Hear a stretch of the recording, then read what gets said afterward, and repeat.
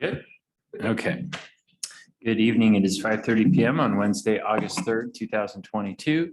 And this regular meeting of the Sandpoint City Council is now called to order in council chambers at City Hall, 1123 West Lake Street in Sandpoint, Idaho. For the record, I'm Mayor Shelby Ronstadt presiding. Also present are councilors Joel Spiro, Andy Grote, Jason Welker, and Justin Dick. Councilors Kate McAllister and Deb Roll are absent this evening. We'll now recite the Pledge of Allegiance. Pledge allegiance to the flag of the United States of America and to the republic for which it stands, one nation, under God, indivisible, with liberty and justice for all.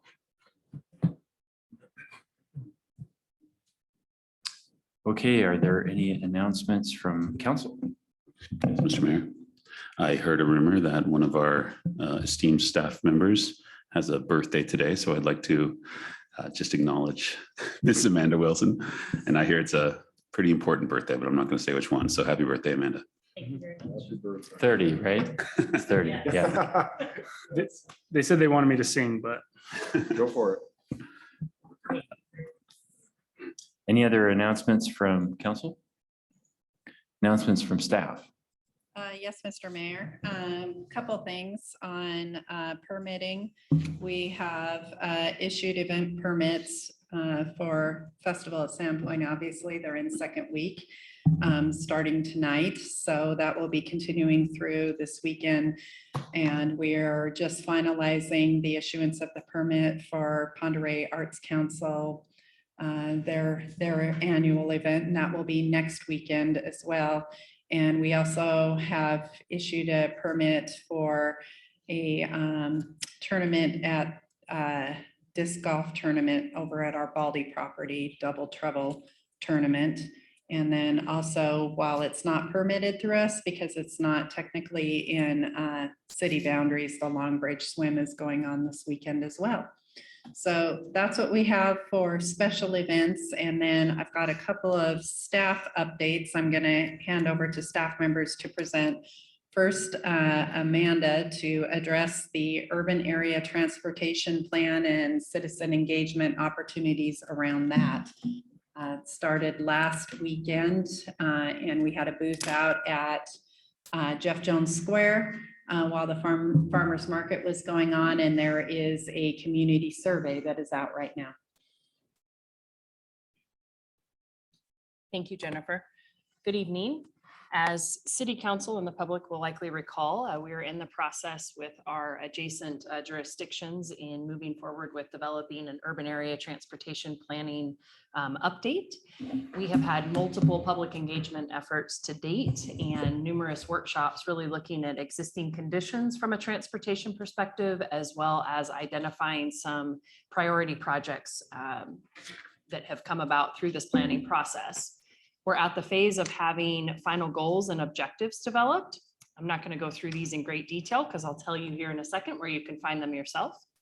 As Jennifer mentioned, we have been engaging most recently this weekend at Jeff Jones Square with the public. We had around 105 participants stop by our booth and ask questions both about the urban area transportation plan, as well as the previously adopted Sandpoint multimodal transportation plan. So well-received feedback in that regard.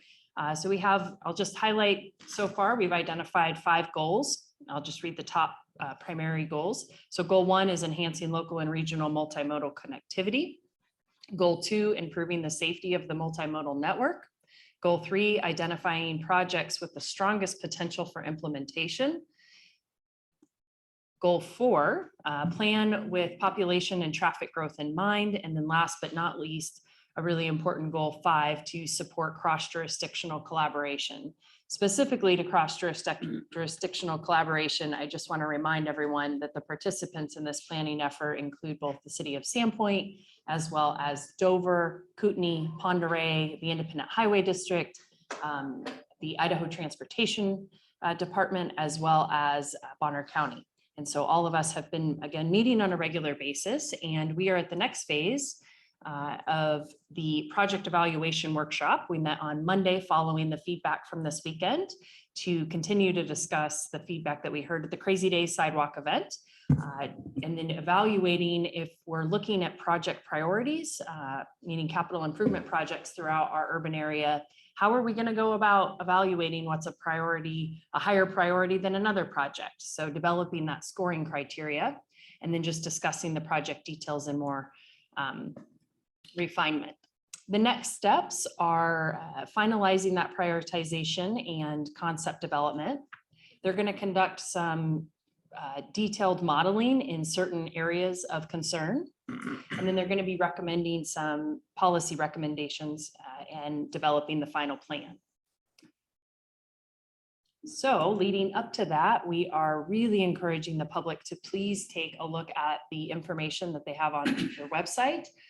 Please complete the survey. It has some really important questions that will help inform the future plan, as well as additional detail on the goals and objectives and some of that existing data that we've learned today and the draft priority projects. So can't emphasize enough that we are looking for the feedback and hope that you'll join us on the survey. Thank you. Mr. Mayor? Yeah. I'd like to add to that. This was a very well thought out community engagement with it. One being Crazy Days with having the involvement with the other jurisdiction and municipalities. I showed up for a little while and there were people that have been in Sandpoint for a long time that have walked these streets. There were travelers and tourists. So that gave us a broad perspective and a broad conversation of what that looks like to travel through downtown, as well as to travel through our other jurisdictions from not just our eyes, but from other people that live here and concerned, and others that are trying to get from point A to point B that have found their way downtown for Crazy Days. So I look forward to more community involvement and engagement at our town square down there. And I encourage everybody to fill out that survey for us to have better information going forward. So thank you for staff. Thank you.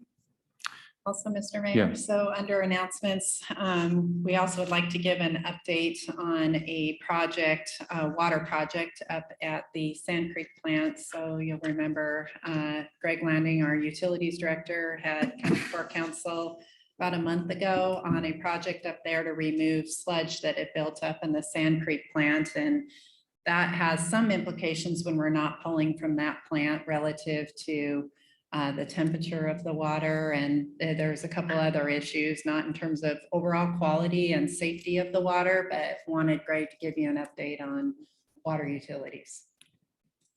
Thank you, Jennifer. Mr. Mayor, members of council, Greg Landing, your utilities director.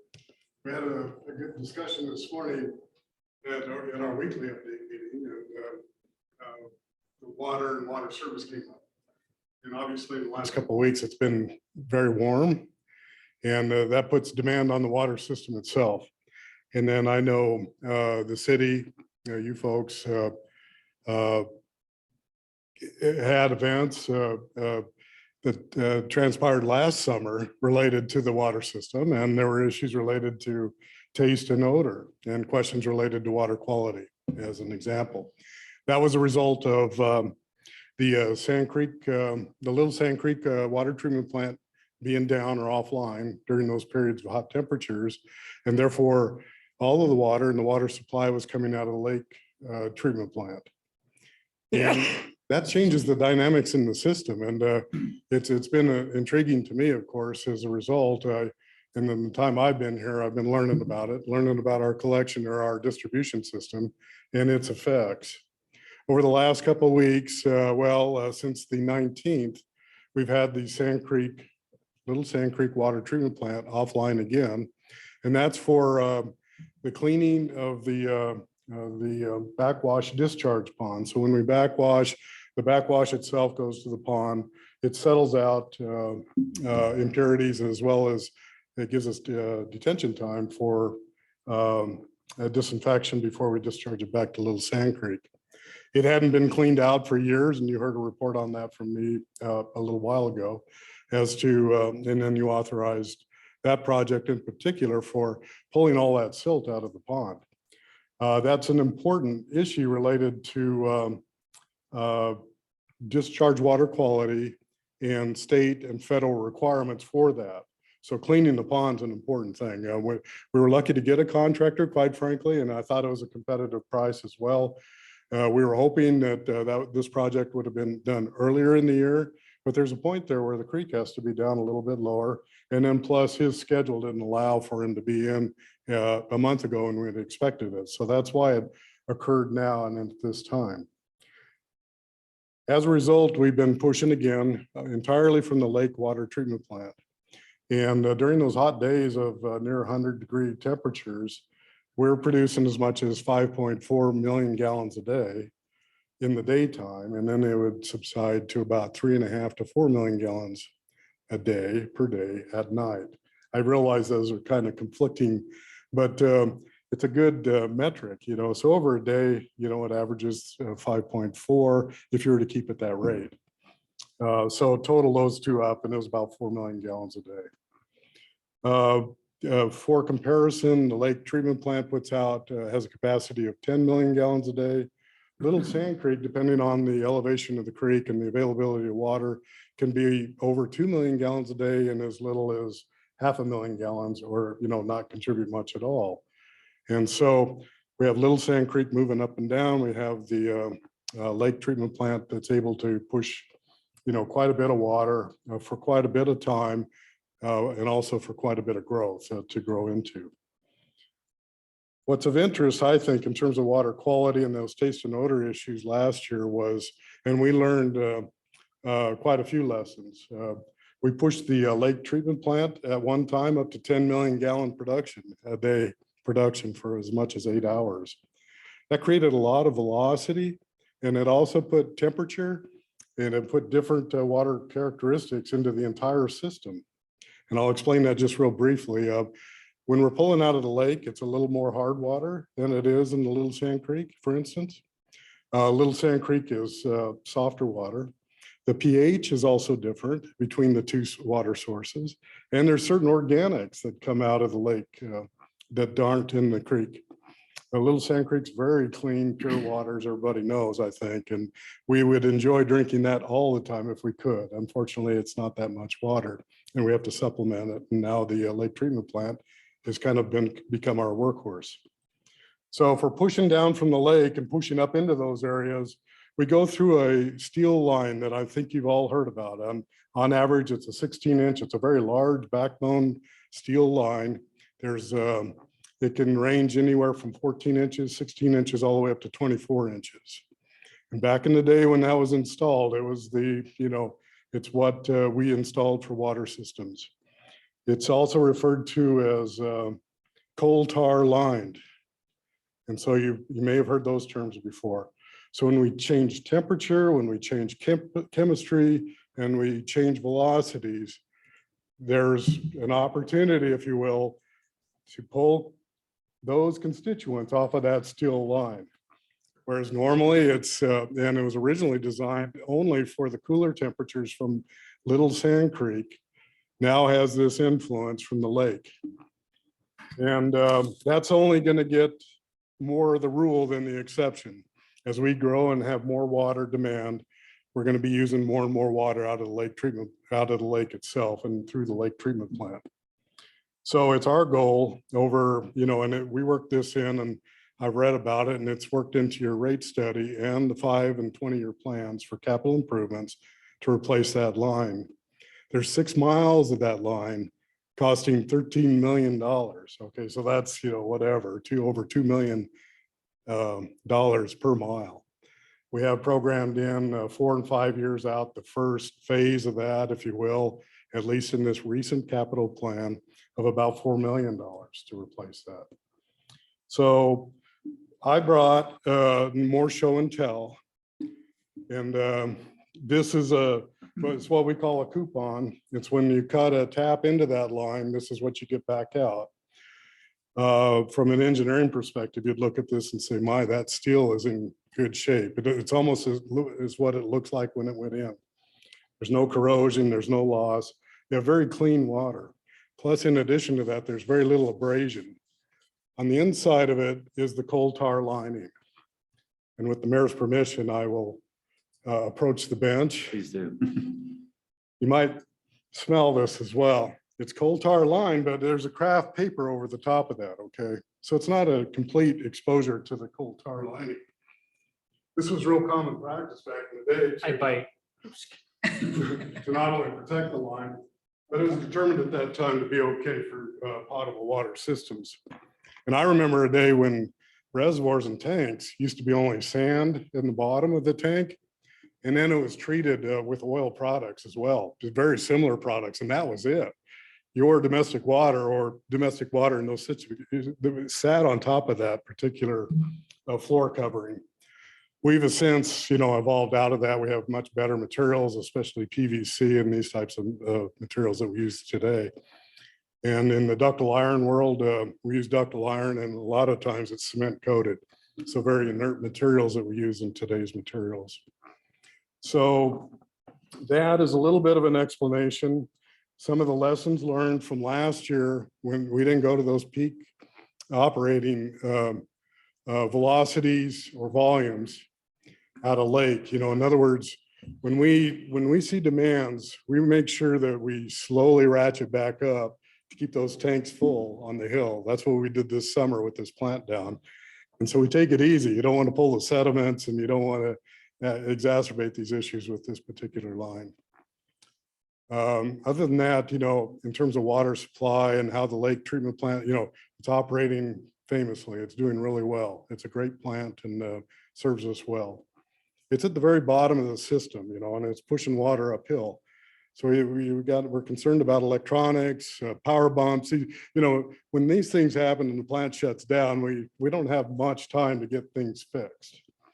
And then the other thing is the old plant on the hill is just a very good plant as well. We have some money programmed in, if we approve this budget this year, to show a little care to that plant up on the hill. It needs some concrete repair and these kinds of things as well. It'll be back online within a week. And thank goodness we're getting that pond cleaned. That's a good project. We'll be back in compliance, and that should serve us for many years after we've cleaned it out as well. Great. Thank you, Greg, for that presentation. Appreciate it. Any questions for Greg on that? I have a quick question. Yeah. Greg, does will the Little Sand Creek plant, will its capacity to serve water improve when those sediment ponds are clean, or is that purely what gets discharged back into the creek? Does that affect our ability to serve water based on how much sediment there is in those ponds? Yeah, Mr. Mayor, that's just simply discharge only, part B of your question. It doesn't help us necessarily at all in capacity of the treatment plant itself. Okay.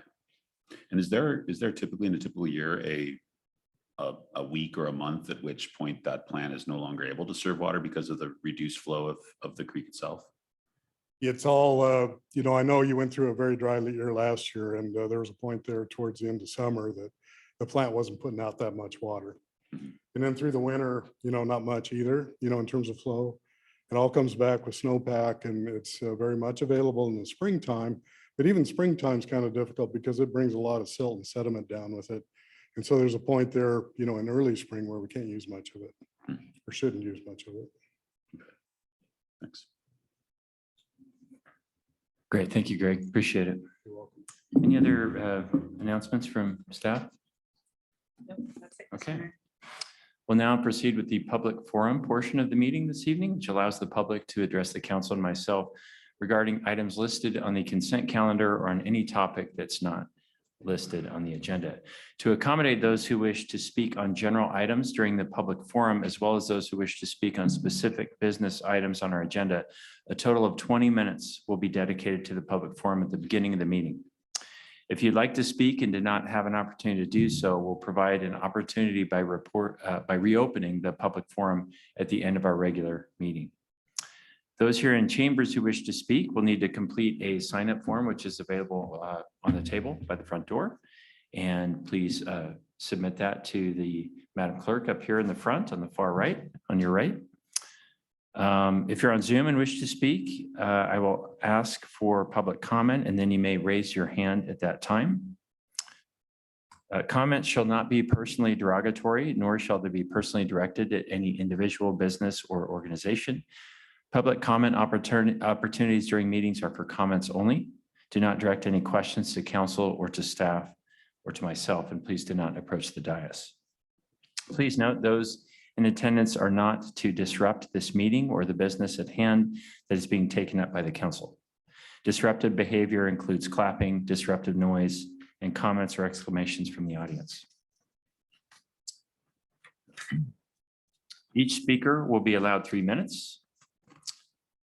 With that, we will begin. Madam Clerk, is there anyone who's indicated they'd like to speak during the public forum? Yes, Mr. Mayor. Al Gates.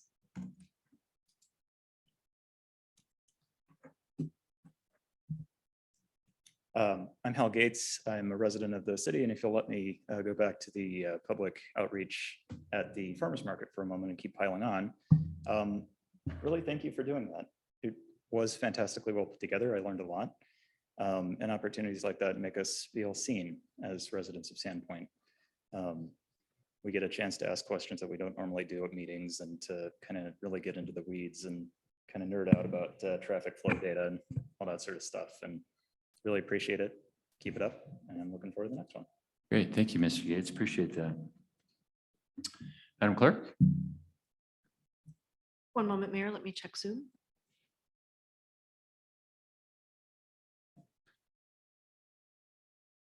And no other comments for public forum, Mr. Mayor.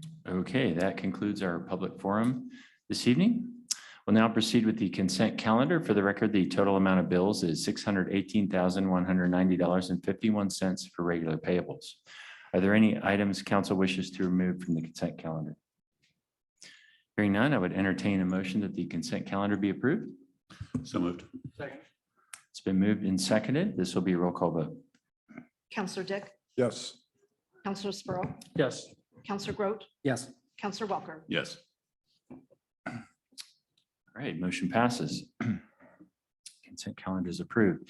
Next on the agenda are 2 public hearings. I will now recite the order and procedure, which will be in effect for both of our public hearings this evening. First, explanation of the subject of the public hearing by city staff. Second, presentation by applicant. Please note that council members should address their questions to the applicant at that time. Third, opening of the public hearing, at which time the public may provide testimony. The order for those providing testimony will be as follows. First, those in favor. Second, those neutral to the proposal. And third, those opposed to the applicant, application. Fourth, in this order of events is the applicant's rebuttal testimony, at which time final questions may be asked of the applicant. Please note that if new facts are elicited during rebuttal, the public will be given an opportunity to comment on any new facts. Fifth, the public hearing will be closed. And sixth, council will deliberate and no new information will be provided after the hearing has been closed, with questions directed only to city staff during deliberation, please. For the record, any written comments received prior to agenda posting were included in the meeting packet or otherwise provided to council. Please note that the public hearing is for comments only. Do not address any questions to the council or myself or to city staff. If council members have any questions for the person testifying, they should ask those questions at the time of their testimony. For those participating on Zoom, please note that you'll need a working microphone on your phone or computer to speak. For those who wish to speak in favor, are neutral, or opposed, I will call for testimony on each, and you will raise your hand on Zoom at that time. When your name is called, you will see a prompt on your screen asking whether you would like to unmute, and then you'll need to unmute yourself in order to be heard. For those in attendance here in chambers this evening, if you'd like to speak, you'll need to complete a sign-up form, again, available at the front table. And please hand it to the city clerk at your front right of the room. Please state on your form whether you wish to speak in favor, are neutral, or in opposition to the request. Do not approach the dais. If you have any written materials for council, please hand those to the clerk.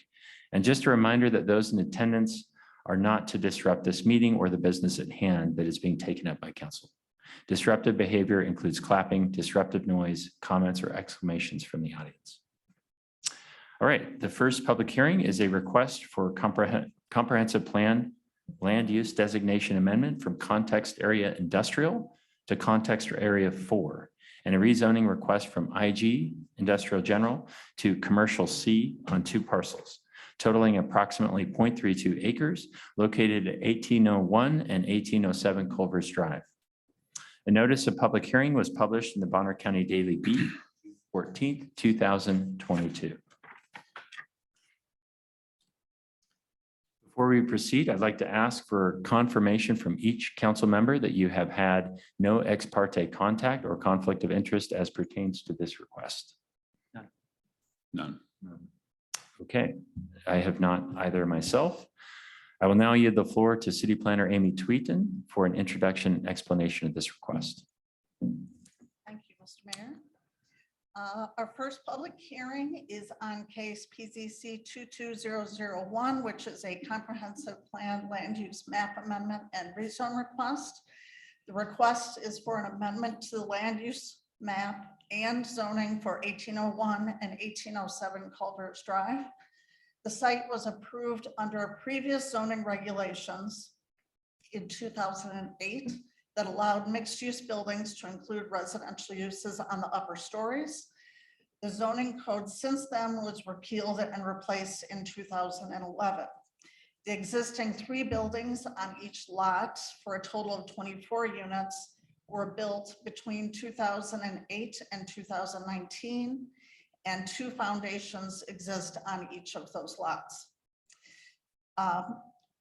While those foundations exist, the city code Title 9, Section 14H states that construction started prior to the effective date of the code. Nothing in the title shall be deemed to require any changes in the plans, construction, or designation use of any building upon which actual construction was lawfully begun prior to the effective date hereof, and upon which building actual construction has been diligently carried on, and provided further that such buildings shall be completed within 1 year.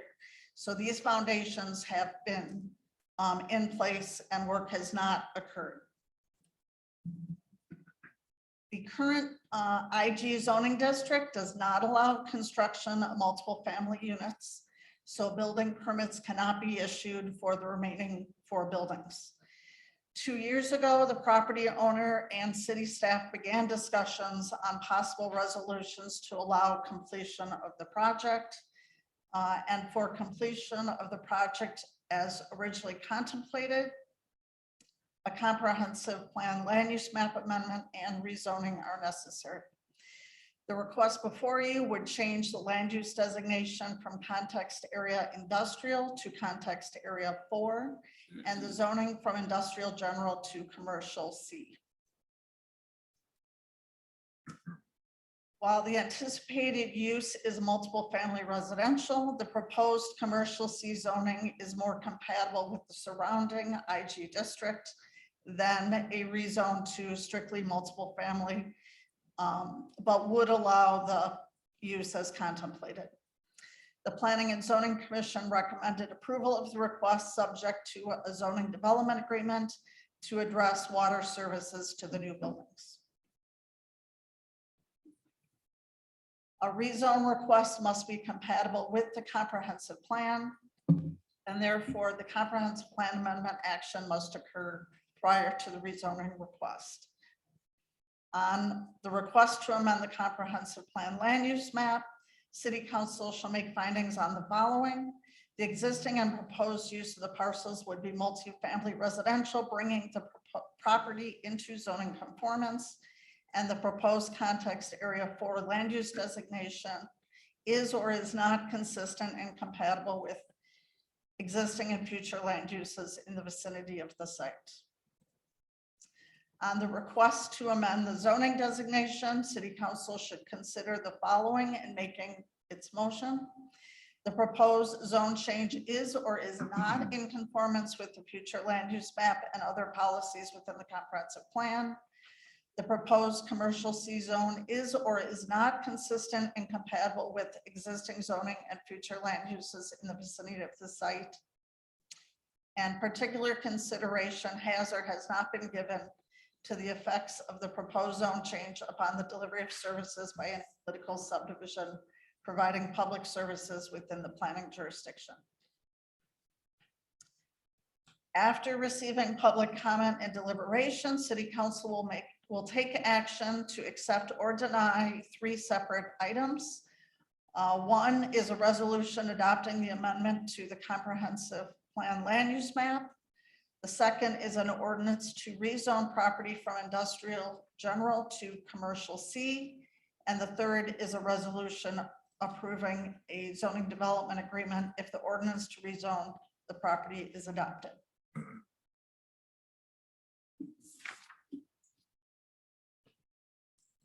And that is all I have, Mayor. All right, thank you. Does council have any questions? I have a quick question. Yeah. Amy, what's the purpose? Could you go back to the 3 possible actions there? Can you explain the purpose of action 3? Why is a zoning development agreement necessary if we decide to rezone this property to commercial C?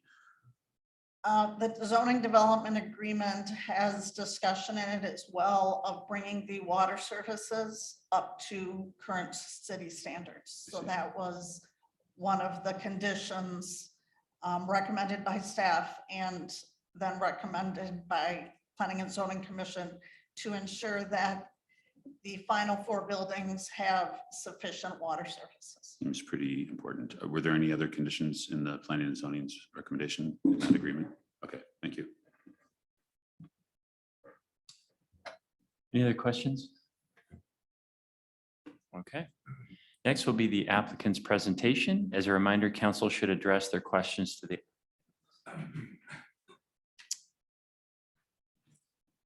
Hi, my name is Teague Mullen. I'm at 4160 Sunnyside Road.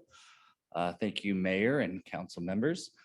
We purchased the property from a group that kind of inherited the property from foreclosure.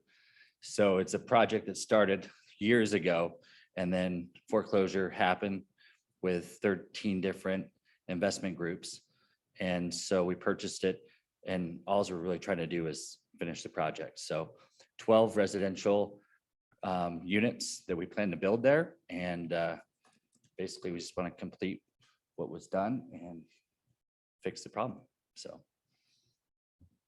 Great, thank you. Any questions from council? I have a quick question. Yeah. Teague, are these 4 buildings going to have space below like the other buildings on the location do? Yeah, they're going to storage be space? identical to what the original developer was trying to do. So we're in the process of obtaining those plans, but the footprint's already there. So we're just going to mimic exactly what was there, which would be 3 units per pad. Okay. And there would be 2, there's 3, there's 2 garages, and then there's parking, or actually there's 3 garages that are 2 spaces, and then there's going to be a carport. So there'll actually be, adequate parking for each unit. Great, thanks. So just to And comment, And I agree to the agreement with the zone change as far as the water service. Mhm. That shouldn't be an issue, so. yeah, Teague, thank you for, you did a really good job with making the presentation for planning and zoning. So I appreciate you being here, and Yep. it's a very, you inherited or purchased a very complicated problem that I appreciate you trying to straighten out and make better. Any other questions? Okay, thank you, Mr. Mullen, appreciate it. Next will be the public hearing, which is now open. Each speaker again will be allowed 3 minutes. Madam Clerk, do we have anyone who would like to testify in favor? Mr. Mayor, we have no one signed up to testify on this item. Okay, so to confirm, there's also no one who would like to testify who is neutral? No one who would like to testify who is opposed? Okay. The public hearing is now closed because there is no one who would like to testify on this issue. And just to confirm, there's no one here who would like to speak on the issue? Okay. Do council members have any further questions? All right. All right, the public hearing is closed. At this time, the council will deliberate. No new information may be provided, and questions may be directed only to city staff during deliberation. I will entertain a motion to approve the resolution for the City of Sandpoint Comprehensive Plan Map Amendment, changing the context area of the property commonly known as 1801 and 1807 Culvers Drive, Bonner County parcels RPS 734-511-30030A and RPS 734-511-40040A respectively, and legally described as lots 13 and 14 of Cox's addition to Sandpoint according to the plat thereof, recorded May 17, 1993 as instrument number 424699 in Book 4 of Plats, page 169, an amendment thereto recorded July 28, 1994 as instrument number 449640, records of Bonner County, Idaho from industrial to context area 4. Is there a motion? So moved. Second. All right, it's been moved and seconded. Is there any further discussion? Mr. Mayor? Yeah. One point of clarification with our city planner. Reasons. Yeah, if the motion maker could please state their reasons or findings for the motion to approve. Okay. Let me help. The reasons for this decision are the existing and proposed use of the parcels would be multiple family residential, bringing the property into zoning conformance. Second, the proposed context area 4 land use designation is consistent and compatible with existing and future land uses in the vicinity of the site. Third, staff has followed the notice procedures applicable to zone changes contained in Idaho Code 67-6511 and Sandpoint City Code Title 9, Chapter 9. It's been moved and seconded. Is there any deliberation? So moved. Second.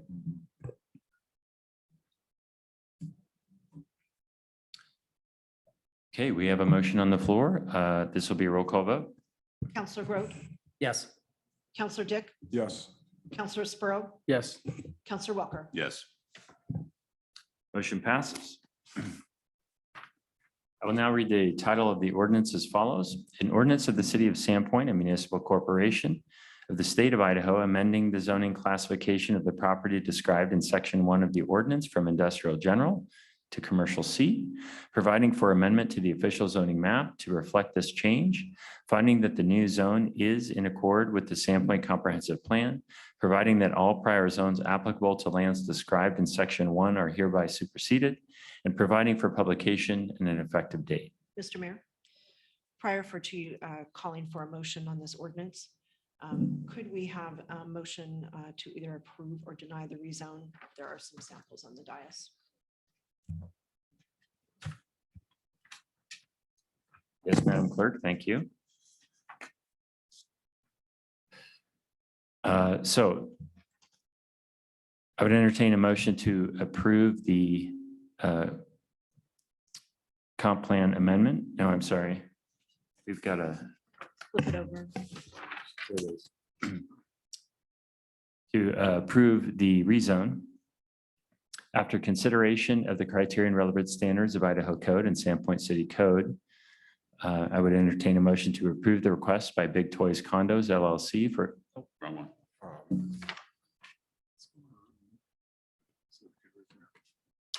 You can kill two birds with one stone. Get it over some. Okay, thank you. My paperwork's messed up here. I move the Sandpoint City Code after consideration of the criteria and relevant standards of Idaho Code and Sandpoint City Code approve the request by RPPT LLC and Blue Diamond Investments and Construction LLC to rezone from industrial general to commercial C for property known as 1801 and 1807 Culvers Drive and legally described as lots 13 and 14 of Cox's addition to Sandpoint according to the plat thereof, recorded May 17th, 1993 as instrument number 424699 in Book 4 of Plats, page 169, and an amendment thereto recorded July 28, 1994 as instrument number 449640, records of Bonner County, Idaho. The reasons for this decision are the proposed zone change is in conformance with the future land use map and other policies within the comprehensive plan. The proposed commercial C zone is consistent and compatible with existing zoning and future land uses in the vicinity of the site. Particular consideration has been given to the effects of this proposed zone change upon the delivery of services by any political subdivision providing public services within the planning jurisdiction. And staff has followed the notice procedures applicable to zone changes contained in Idaho Code 67-6511 and Sandpoint City Code Title 9, Chapter 9. Is there a motion? So that will be in conjunction with the motion to entertain a motion for the ordinance to pass its first reading by title only as well. So back at the script.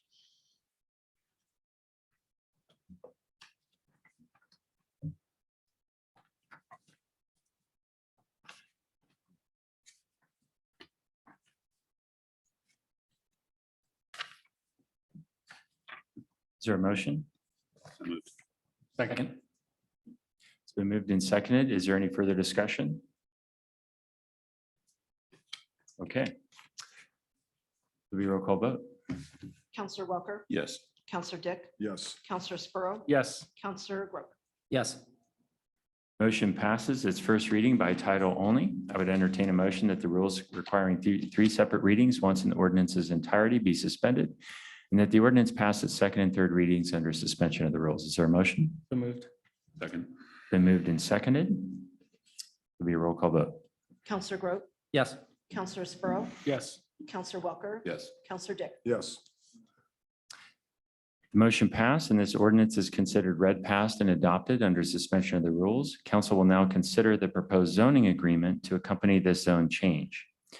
I will entertain a motion to approve the resolution for the zoning agreement with RPPT LLC and Blue Diamond Investments and Construction LLC pertaining to 1801 and 1807 Culvers Drive. Is there a motion? So moved.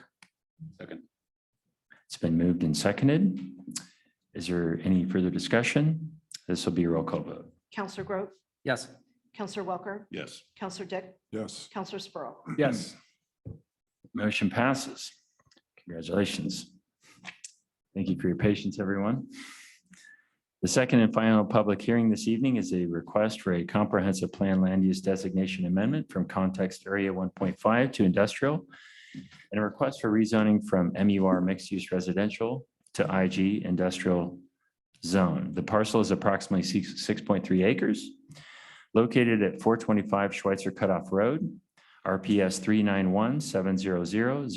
391-700-00040A, legally described as Lot 4 of Terraplane Place, a short plat, according to the official plat thereof, filed in Book 15 of Plats at page 99, Records of Bonner County, Idaho. A notice of public hearing was published in the Bonner County Daily Bee on June 14, 2022. Before we proceed, I'd like to ask for confirmation from each council member that you've had no ex parte contact or conflict of interest as pertains to this request. None. None myself. I will entertain, or rather, I'll now yield the floor to City Planner Amy Tweeden for an introduction and explanation of this request. Thank you, Mayor. Again, our second hearing is also a request for a comprehensive plan land use map amendment and a rezoning request. The subject property is 425 Schweitzer Cutoff Road. The site is currently designated as context area 1.5 on the comprehensive plan land use map, and the request is for designation of industrial. The site is currently zoned mixed use residential, and the request is for a zoning designation of industrial general. The site is also within the airport intercritical zone. The contemplated use for the site is storage units, and at its public hearing on July 5th, the Planning and Zoning Commission recommended approval of the request subject to a zoning development agreement restricting the uses on the property. Again, on the request to amend the comprehensive plan land use map, City Council shall make findings on the following. The proposed industrial land use designation is or is not consistent and compatible with existing and future land uses in the vicinity of the site. And the proposed industrial land use designation is or is not consistent with the goals and objectives of the comprehensive plan. On the zone change request, city council shall make findings that the proposed zone change is or is not in conformance with the future land use map and other policies within the comprehensive plan. The proposed industrial general zone as submitted with conditions incorporated into a development agreement is or is not consistent and compatible with existing zoning and future land uses in the vicinity of the site. And that particular consideration has or has not been given to the effects of the proposed zone change upon the delivery of services by a political subdivision providing public services within the planning jurisdiction. After receiving public comment deliberation, city council will take action to accept or deny 3 items. Again, the resolution adopting the amendment to the comprehensive plan land use map, an ordinance to rezone the property from mixed use residential to industrial, and a resolution approving a zoning development agreement if the ordinance to rezone the property is adopted. That is all I have. Thank you. Any questions for Ms. Tweeten?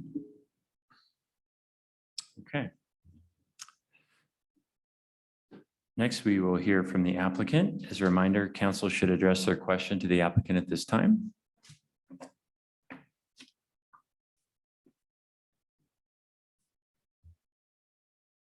Thank you, Mayor, council members, and the city staff. Appreciate the effort that everybody's gone into to get us to where we're at here. It's been a process, and I think for the most part, everybody should be familiar with what we were just trying to do here at this property not too long ago.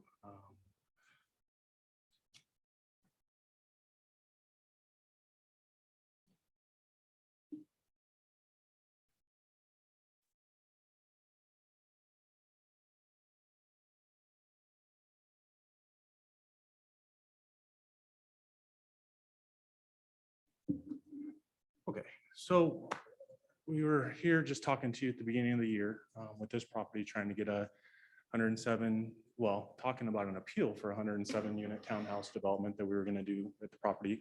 Planning and zoning had approved it. The airport county had appealed that. So we were talking to you folks about that appeal, which was upheld. We approved the appeal, siding with the airport and the factors that went along with that. So that was a big process. We learned a lot about the impacts that residential has with the airport. We heard from the public comments about their concern with traffic and privacy and noise. We heard from the airport about things that are compatible with what they do. And so what we tried to do versus just maybe walking away from the property, which at this point probably is undervalued given the fact that can't do some of the things that we thought we could do within that airport overlay, or pivot and try to do something that makes sense for everybody, the community, the neighbors, everybody involved. And so that's what we've done here. So just kind of looking at the 3-year history, I mean, I think it's beaten somewhat of a dead horse here, but the property in spring of 2019 gets approved from single family to MUR. City council approves that then thereafter. After that, it seems like that kind of set things in motion with airport overlay and getting serious about defining policies and elements and things within the airport overlay to help kind of make better decisions on how that might impact the airport and what can be done with those properties that are within those overlay zones and what that all means. And so moratorium went on. We're not doing any more zone changes. We're just stopping until we can catch our breath and figure out what we need to do here with the airport overlay. Then that's lifted.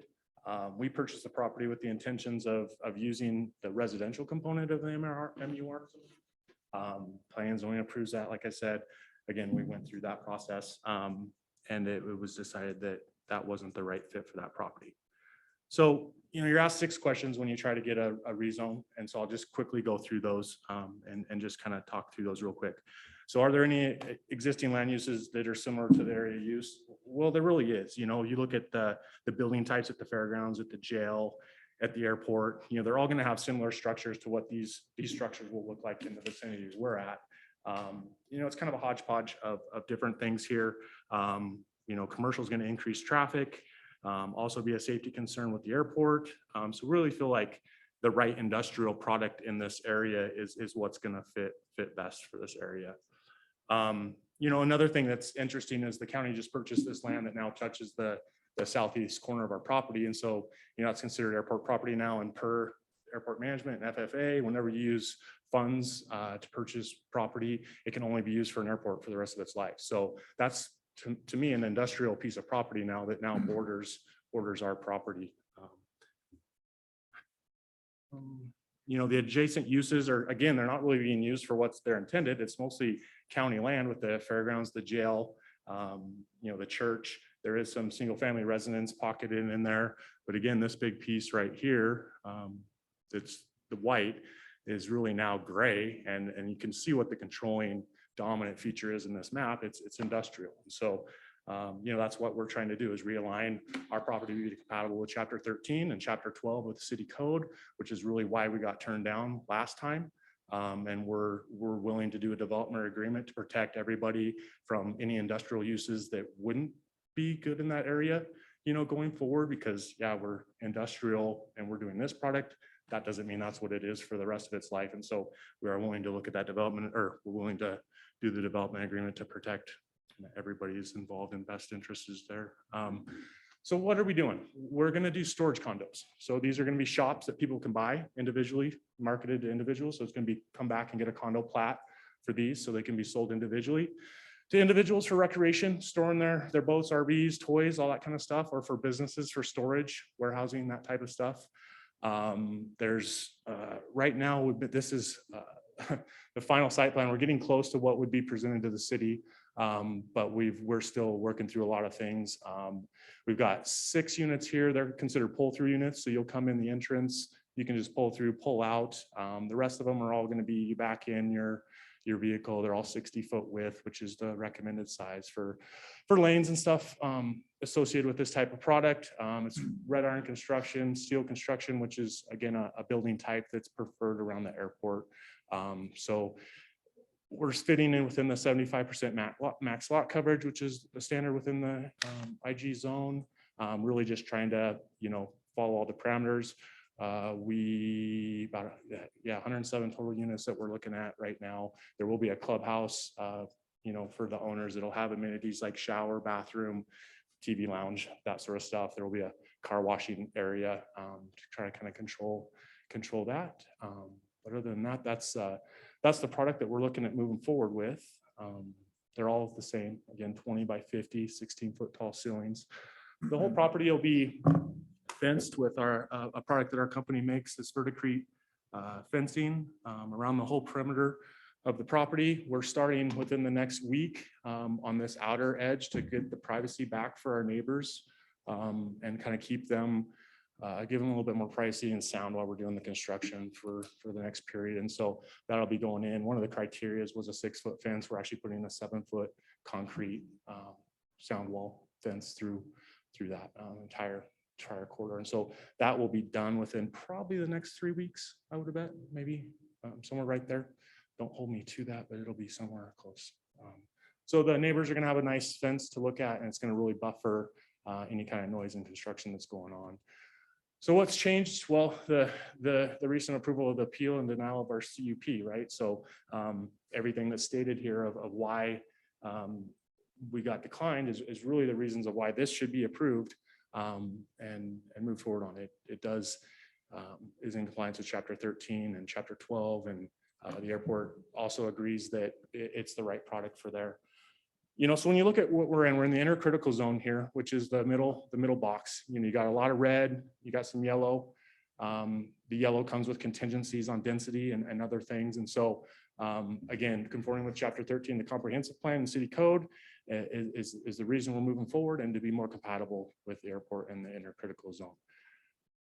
So we did get an updated FFA letter. They're fine with the heights. This is an 18-foot tall building at this point. So 40 foot is kind of their concern, I think, in that area. So well below any aviational standards. And unlike last time, we actually have the airport's blessing on this product, because again, they think at the bottom, it's the best fit for the airport environment for what can move forward. So that's all positive. So, there's the 11 initiatives, goals within the comprehensive plan. I'll just touch on them real quick. We don't negatively impact any of these. In fact, most of them only positively impact. through the whole process that we went to, our property rights were greatly impacted because it takes away a lot of the uses we can do going forward because of the airport overlay. So by rezoning this, it actually does empower the ownership group and their property rights to have more opportunity with this property to develop it, given that it's more compatible with the intercritical zone in the airport. So when you overlay the MRU permitted uses over that chart of the allowed uses within that intercritical zone, you can see more than half of them disappear right away. They're prohibited. When you dig into the allowed uses with the conditions, most of those are out the window. And so it really just comes down to a very slim amount of things that you're going to be able to do that doesn't bring a safety or density concern with the airport or a traffic or noise concern with the neighbors. And so again, this is that chart overlaying into the MRU.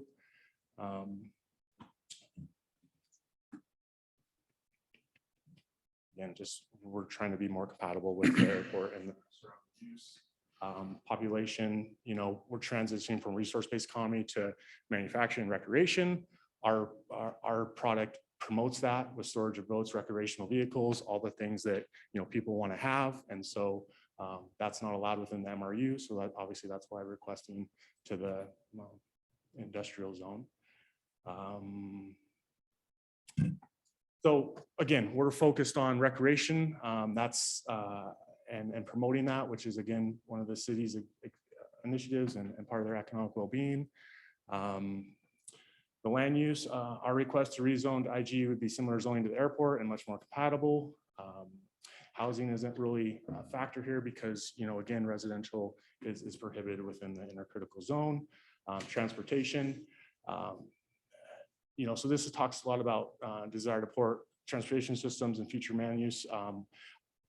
Our product does work nice because it's kind of tie all those homes to the south into the park by the fairgrounds, going to create a sidewalk down Boyer there, which is going to be a nice addition to the neighborhood and create better access.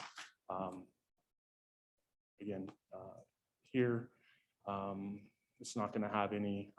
We're going to adhere to stormwater plan, disposal, all sorts, all those things that we need to do to adhere with that. Again, our plan is from the economic development standpoint, it just hopefully give more people opportunity to be here. They can buy a house maybe that they wouldn't have because it didn't have the storage, knowing that they could buy one of these and have that on the other side. So this will add more options in the market. In the event of something hazardous happening, we feel like this product would weather something way more better than a commercial or residential or whatever with low density, the building types. If anything did bad happen at the airport, this product's going to be about the best you could have there, except for obviously vacant land. The site doesn't have any historical significance that has been found. So in summary, the request for the rezone makes the property zoning more compatible with the airport. It does meet an implementation plan for the city council to update codes this year related to the chapter 13. The project's a low use facility, doesn't increase traffic in the area. That was a big concern of the neighbors. And with this concept, the people that are on site are going to be minimal. You're going to have people coming and going, not congregating at the facility. So which is again a concern within their intercritical zone. So really that's what I had. And if you guys have any questions, I'm more than happy to. Great, thank you, Mr. Driggs. Appreciate that. Any questions for the applicant? Mr. Mayor, Yeah. no questions, but a comment for Mr. Driggs here. I want to commend you and your team and the staff that you've worked with. This is an incredibly challenging piece of property, especially with the airport overlay. And I think most people would have cut and run at this point in time. And to see you back here again with this concept and this change, I think it's quite remarkable and possibly a case study for other development in the area, but with so much different usage around the airport at this point in time.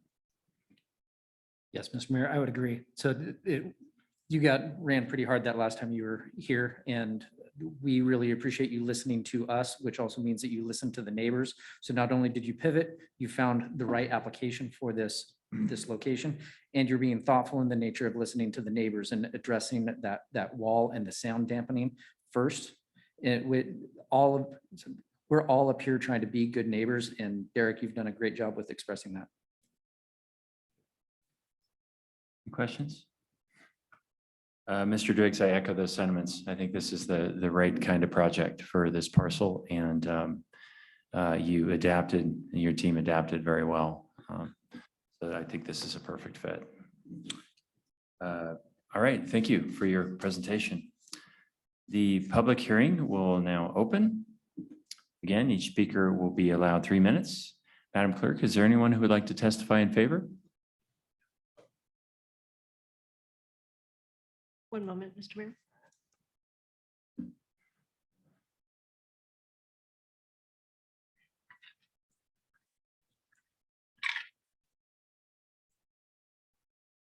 Mr. Mayor, I would ask those participating on Zoom that if there is anyone who would like to testify in favor of this project, please raise your hand.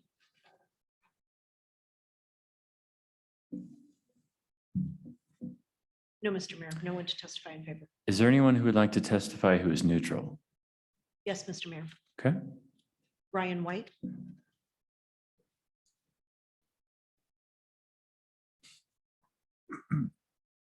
Mr. Mayor, City Council members.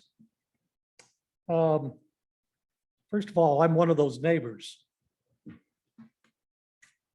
Second of all, I'm a retired commercial pilot. Third, I worked at the FBO for 5 years. I'm sure all you folks know that if you take a look from the north side of the airport, east of Boyer is all residential currently, except for the Mormon Church, which is an integral part of the community with 700 to $1 million homes just north of it, 900,000 homes just to the east of it. Currently, just south of the sheriff's station, brand new development going in. Initial asking price, $675,000. Just to the west of the juvenile center and the fairgrounds, multiple unit residential. So to hear that that is, quote, an industrial area, I think it's a sham. Second of all, I believe this is probably a moot point because there's been extensive ground preparation going on there for the last 2 weeks. So one would assume that the developers basically got the word, this is just a formality. You can go ahead and start doing all your prep work. A lot of trucks, a lot of gravel, a lot of digging, a lot of dirt, and a lot of dust. Second of all, question, 107 property owners are now going to be there. If I understood correctly, each one of these 20 by 50, whatever it is, will be sold. So now if there's an issue, there's going to be 170 property owners that the city and everybody's going to have to deal with. That's difficult for me. Also, I did a stint in the zoning commission, so I sit there and scratch my head. Another thing, and semi-directly on this, but with others, why are developers given permission to clear cut? Which I think is contrary to a City of Sandpoint urban forest program, where it says trees will be left within the easement, right-of-ways, et cetera. If you look at the stumps on the existing, cut right to the sidewalk. Further down on Boyer, another development, an old growth weeping willow and pine that was Mr. within Mayor, the road, that is 3 minutes. decimated. Thank you for those comments, Mr. White. Madam Clerk, is there anyone else who would like to testify who's neutral to the application? No, Mr. Mayor, I have no one else signed up to testify on this item.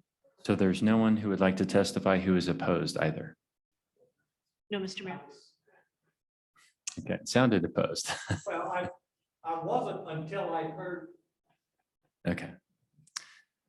Okay, is there anyone else who would like to speak on this matter? Hearing none, that will conclude the, well, actually, I'll give the applicant the opportunity to rebut if he so chooses. I just like to reassure the neighbors that we're going to put trees and buffering back in. Please come to the mic. Thank you. Appreciate it, Mr. Driggs. I'd just like to reassure the neighbors that we are going to do a good job with landscaping and putting trees back in the buffering. Part of the problem with working around trees is it really is impossible. You compromise root systems, those trees become dangerous and hazardous. So we'd rather bring fresh, healthy, new trees that we know are in the right area back to the project. And we're committed to doing that. So just wanted to. Okay.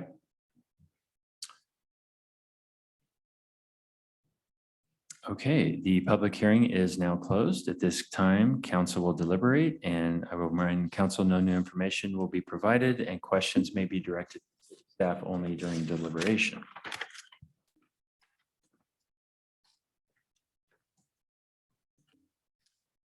So I will entertain a motion to approve the resolution for the City of Sandpoint Comprehensive Plan Map Amendment, changing the context area of the property commonly known as 425 Schweitzer Cutoff Road, Bonner County parcel RPS 391-700-00040A, and legally described as Lot 4 of Terraplane Place, a short plat, according to the official plat thereof, filed in Book 15 of Plats, page 99, records of Bonner County, Idaho, from context area 1.5 to industrial.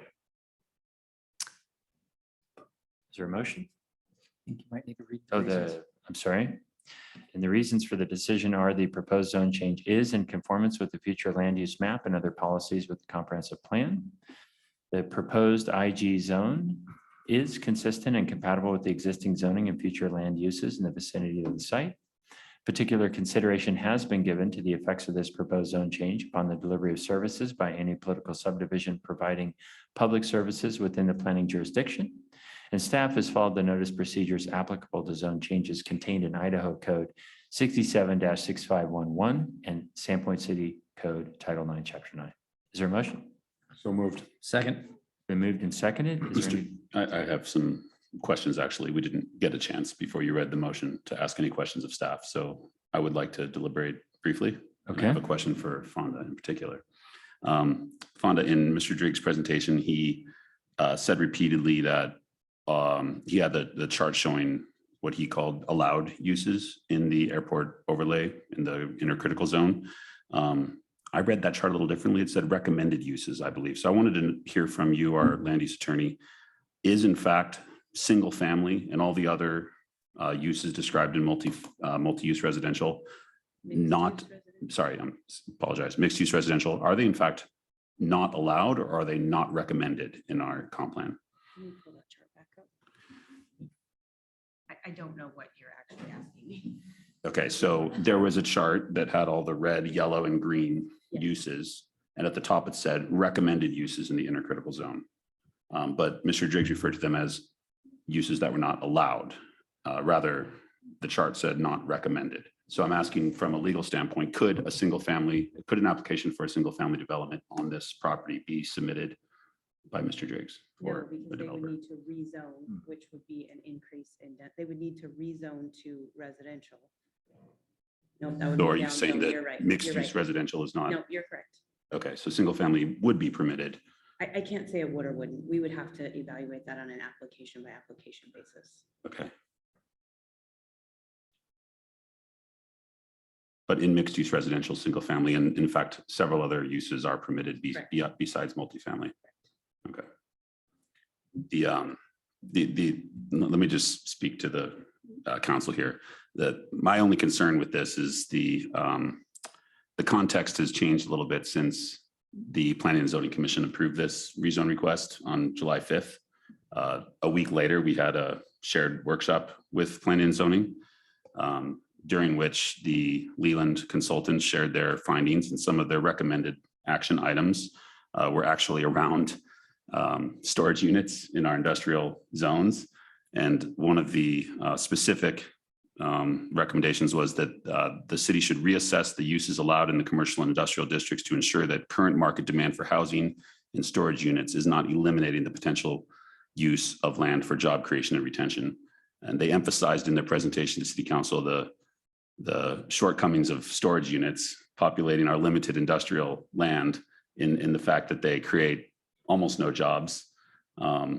And what I heard in the city council's deliberation over the appeal to the CUP for the multifamily development on this property was that we were awaiting to hear the results of our land use study before we approve any development in the vicinity of the airport. The airport stakeholders came out and opposed multifamily, but when asked explicitly, in fact, that was in the planning and zoning meeting, would you, the airport stakeholders, welcome single family? And given the fact that there are hundreds of single family units in the intercritical zone already, the answer was obviously we wouldn't have a problem with single family. In fact, there's single family immediately south of this property. And as Mr. White pointed out, a couple hundred single family units immediately north of this property. So I'm just questioning the necessity to rezone this property to industrial general, knowing that its intended use is something that was explicitly called out in our land use study as something we should consider disallowing or requiring a CUP for in our industrial zone. And I feel terrible for Mr. Driggs. I was on the Planning and Zoning Commission when that development was approved the first time. And I apologize for all the hoops you've had to jump through, but I'm just bringing this up because this was a recommendation brought to us 3 weeks ago, a week after this was approved by Planning and Zoning, or recommended to be approved by Planning and Zoning, that the continued growth of storage units in our industrial zone undermines our long-term goals of protecting industrial development in Sandpoint and the jobs that industrial development creates and the economic diversity and vitality that industrial development brings. So just putting that out there, I actually agree that this is a suitable use considering its vicinity to the airport, but I also wanted to clarify that the statement that single family or any other uses in the MUR district are not allowed, my reading is that that's not true. Single family would be allowed. And in fact, the airport stakeholders said on the record that they would not have a problem with single family on this property. So we are losing, in my opinion, 107 housing units and getting housing for toys when what the purpose of our industrial zone as it was, as I think we're going to discuss in the near future is to foster job creation and industry. So just something for the council to think about. Those are my thoughts. Thank you. We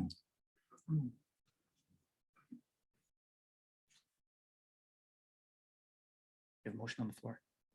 We do. I'm waiting to hear if there's any other comments or response to Councilor Welker's statements. I think you bring up an excellent point, Councilor, and nonetheless, I do find this proposal more in alignment with potential uses, appropriate uses within an intercritical zone. But I think you bring up a point worth considering. It is a great valid point, and I appreciate you bringing it back up and reminding us and recentering back on what some of our tasks are. I do think that this is an appropriate location within or an appropriate use of that property within the intercritical zone. I concur. Okay, we have a motion on the floor with a second. There's no further deliberation. This will be a roll call vote. Counselor Welker, No. Counselor Dick, Yes. Counselor Sparrow, Yes. Counselor Groot. Yes. Motion passes.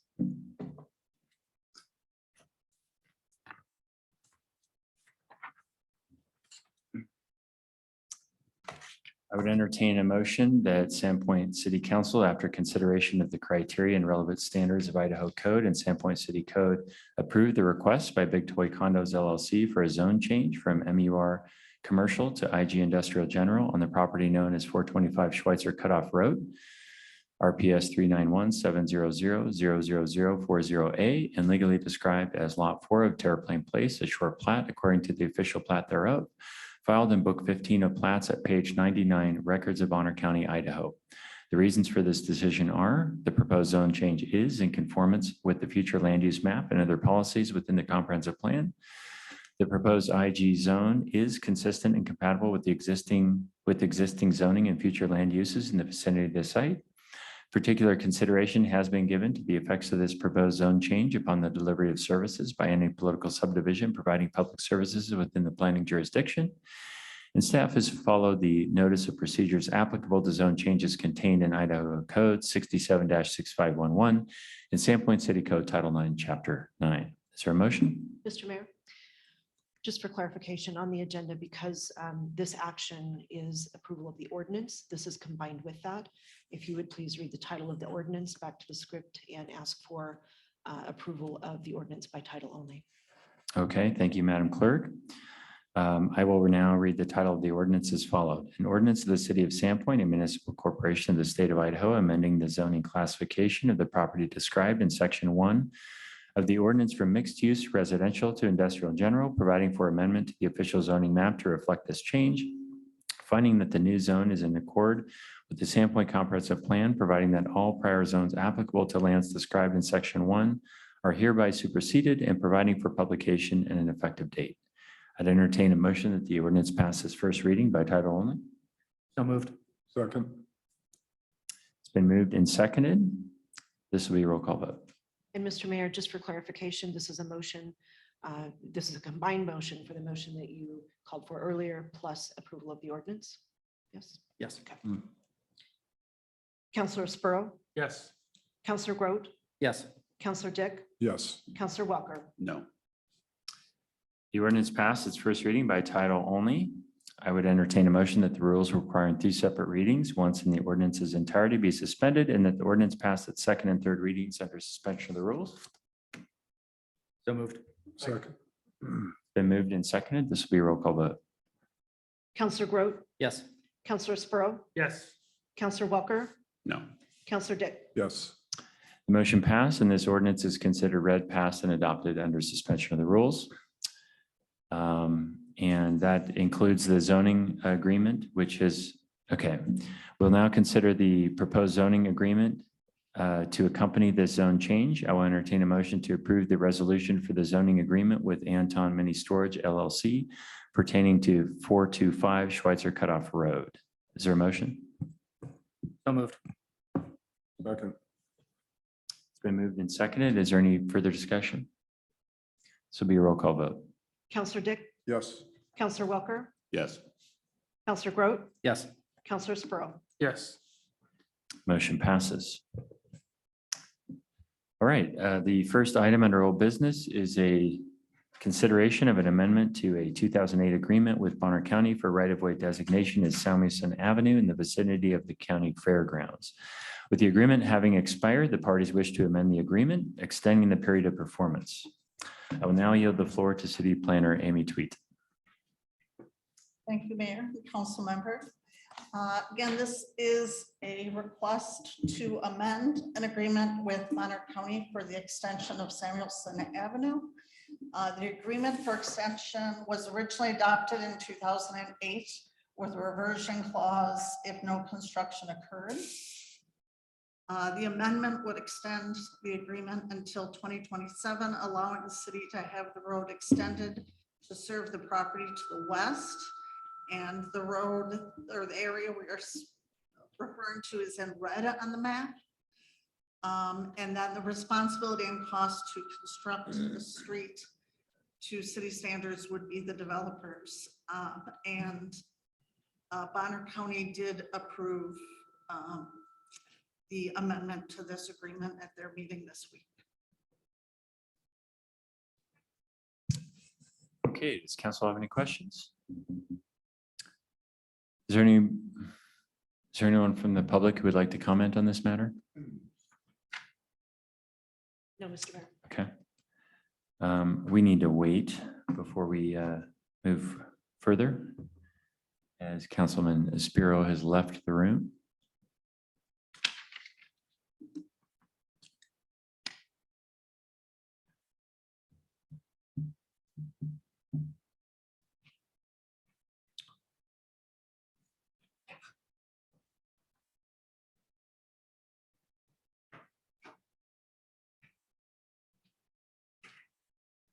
He's on his way. All right, we now have a quorum. I I would entertain a motion to approve the resolution for an amendment to the Samuelsson Avenue right-of-way agreement with Monarch County. Second. It's been moved and seconded. Is there any discussion? This will be a roll call vote. Counselor Welker, Yes. Counselor Groot, Yes. Counselor Sprow, Yes. Counselor Dick. Yes. Motion passes. The next item under old business is a proposal to increase the city's tourist lodging tax to fund streets and sidewalks. Council tabled this item during their last meeting, directing staff to see if it would be possible to simplify the proposed ballot language, make clear that this will be a tax on only tourists for hotel and vacation rental stays, and clarification to voters that the additional 7% added to the current rate would be specifically for streets and sidewalks, but that the existing 7% already being collected would continue to fund the services and projects approved by voters in 2014.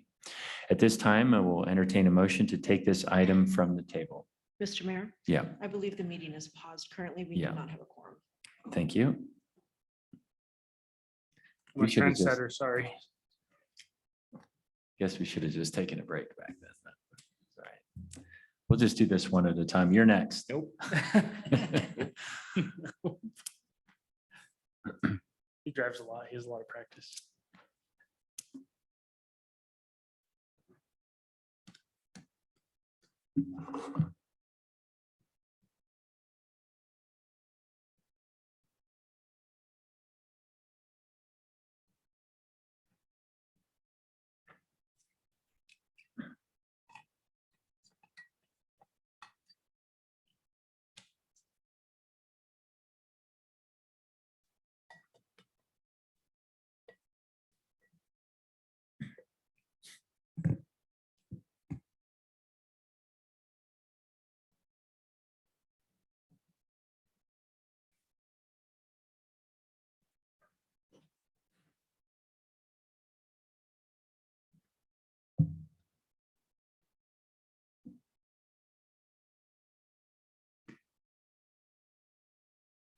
Jason, you good? Yeah, I can hold it for the record. Although before the final agenda item, I think a short break would be helpful. I guess. That one's going to go for a while, I think.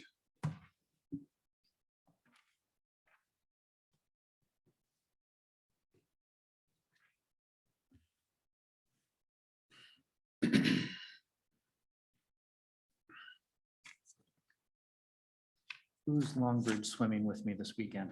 Anyone? Because I missed you all for the Spokane to Sandpoint relay. I ran. I did not see y'all running with me. So who's swimming? This would be my last council meeting if I attempted to swim across that lake. And we're back. Sorry. All right. Yeah, what's wrong? Okay, I will entertain a motion to take this item from the table. So moved. Second. Moved and seconded. This will be a roll call vote. Counselor Dick, Hold on, what are we voting? Putting it back on the table. Okay. Lodging. Yes. Unpause. Counselor Sprow, Yes. Counselor Welker. Yes. Counselor Groot. Yes. Okay, we have untabled the tourist tax item. I will now yield the floor to City Administrator Jennifer Stapleton for presentation.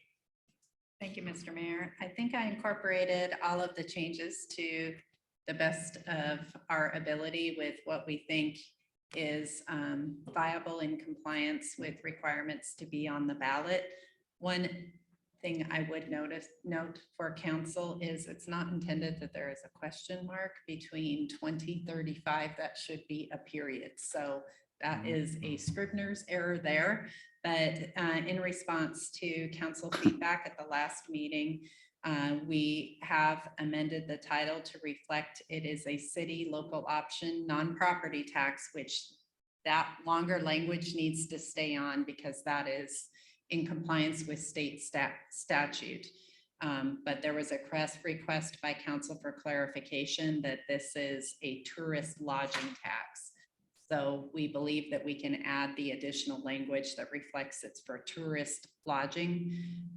We also amended the language in the question to make it clear and clarify again that revenues received. So currently our lodging tax is a 7% occupancy tax that half of the tax with this increase. So keeping equivalent with that 7% would continue to be dedicated to purposes approved by voters, which includes public safety services, public parks, and other infrastructure and capital projects.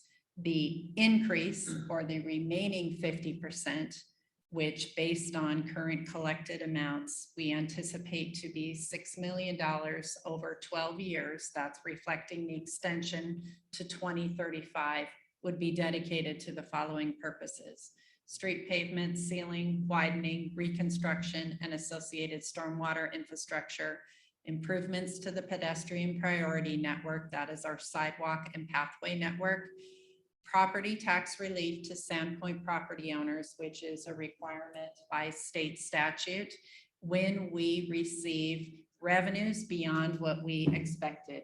So beyond what we have budgeted. And we've had that happen the last couple of years.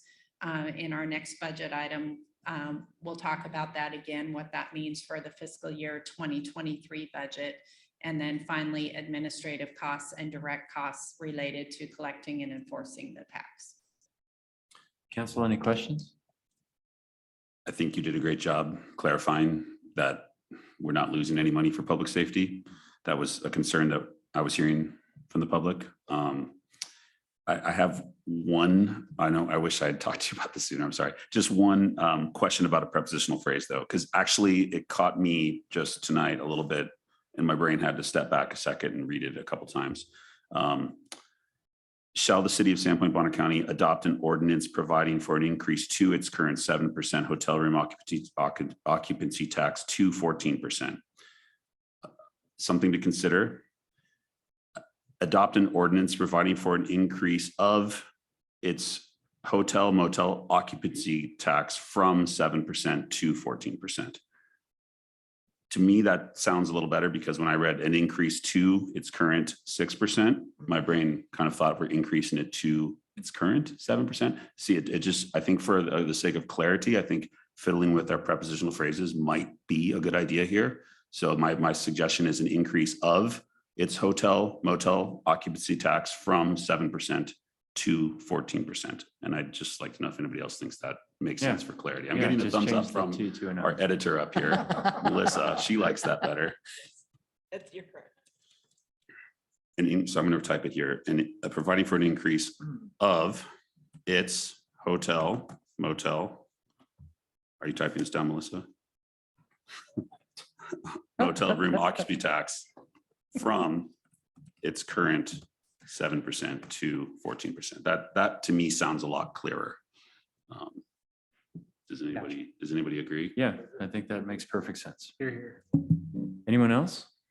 Any questions or comments for staff? Okay. Good job, guys.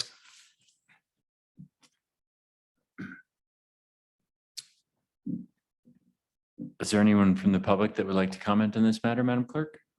No, Mr. Mayor. Okay. I will entertain a motion to approve the resolution for the local option tax election, November 8th, 2022, placing a question on the ballot for voters to decide with the city whether the city shall adopt an ordinance providing for an increase of its current 7% hotel motel room occupancy tax to 14% and extend the period of years for its collection to end December 31st, 2035. And that's of course, including the edited that was suggested by Councillor Welker. Is there a motion? So moved. Second. It's been moved and seconded. Is there any further discussion? This will be a roll call vote. Councillor Sprow, Yes. Councillor Groot, Yes. Councillor Welker. Yes. Councillor Dick. Yes. All right, motion passes. Do we need a break? I'm okay. You're okay, Yeah, I'm good. okay. The final item under old business is a workshop on the fiscal year 2023 budget. This will be a workshop between council and staff only with no public comment this evening. Public comment will be reserved for the public hearing scheduled for council's next regular meeting on August 17, 2022 at 5:30 p.m. here in council chambers. I'll now yield the floor to City Administrator Jennifer Stapleton. Thank you, Mr. Mayor.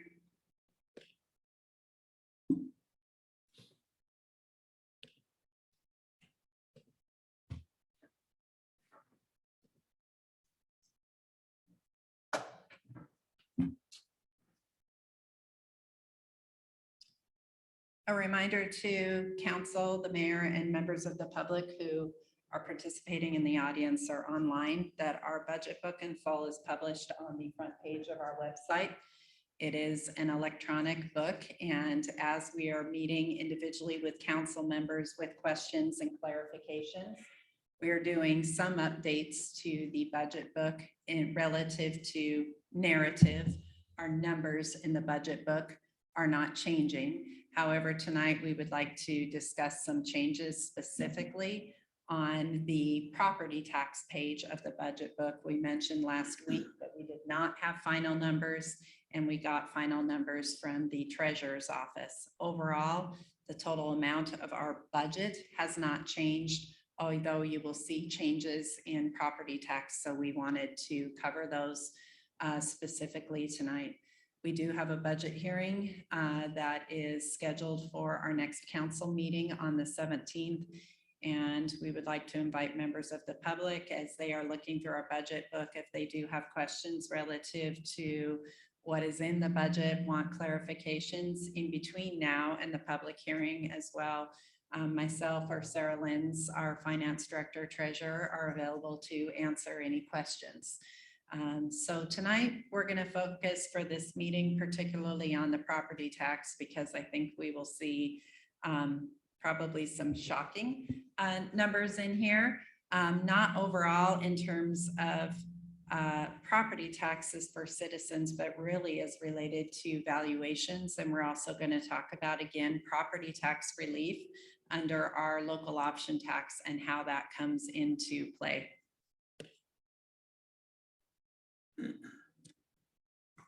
Overall, what is included in our budget, and again, our overall budget numbers have not changed. Our property tax, with our final numbers from the county, our property tax that we have included in the budget to be levied, the difference between our fiscal year 2022 budget, so the fiscal year that we're operating in, and the proposed budget for fiscal year 23, it's approximately a $46,000 increase in total property taxes to be levied across our whole property tax base.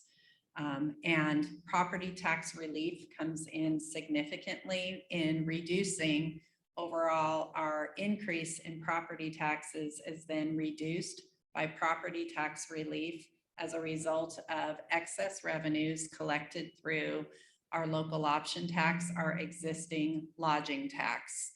And so that's why we come to an overall increase of approximately $46,000. So that's across all property owners. So property taxes overall, as proposed in our budget, are increasing by $46,000 for all property taxpayers as a collective, not as an individual.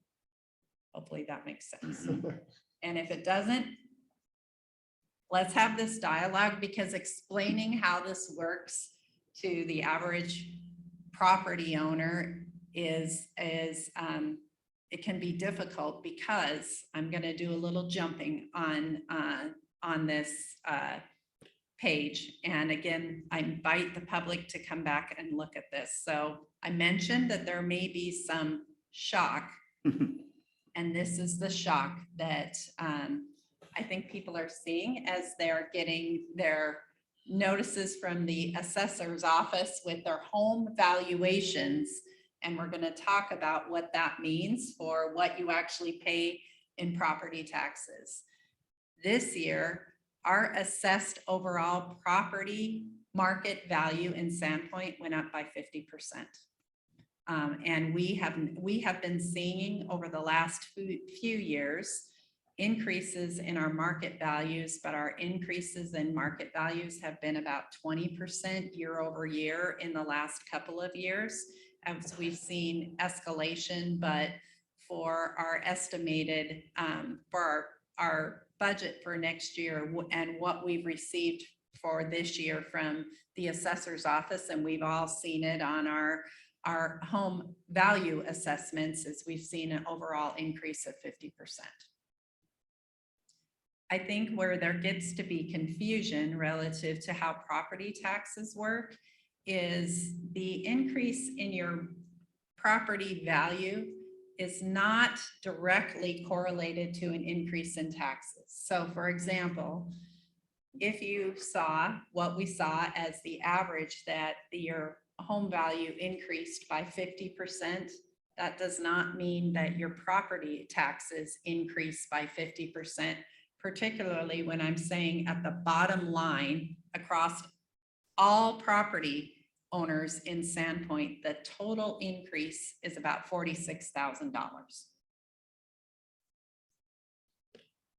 Where you see that is, so again, Sarah also did a breakdown, and let me see if I can get this a little bit smaller on my page so this is easier to see. Wanting to get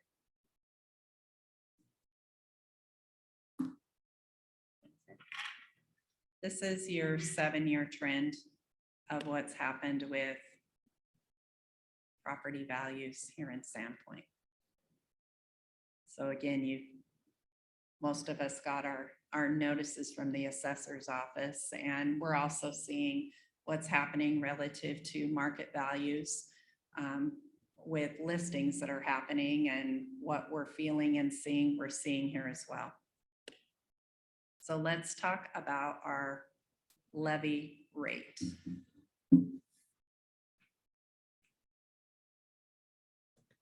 So when we're levying our taxes, again, we're taking the total market value, and when we are seeing the increase overall in our market value, you are seeing on the other side a decrease in our levy rate per $1,000 value. So our levy rate is going down. And so per $1,000 value, that rate is going down, but we see that affect us as a result of some of our tax changes and the way new property taxes come on the books here that can be a negative, is a negative to existing property owners in the city. So new construction rolls, which we have reflected here on the spreadsheet as well. So this is new construction that has occurred in the last year that is coming onto our tax rolls. And when our levy rate is going down the way that it is, or new properties coming onto our tax rolls, when your rate is going down, they're coming onto the tax rolls at a discounted rate because the levy rate is lower. And so if you look at what we had posted last week compared to, or 2 weeks ago, compared to our update that we have today, we had estimated new construction tax rolls coming in at about 85,000. That was reduced as we got final numbers from the assessor's office to just under 62,000. And that reduction is a result of the increased property tax values across the city driving down the levy rate.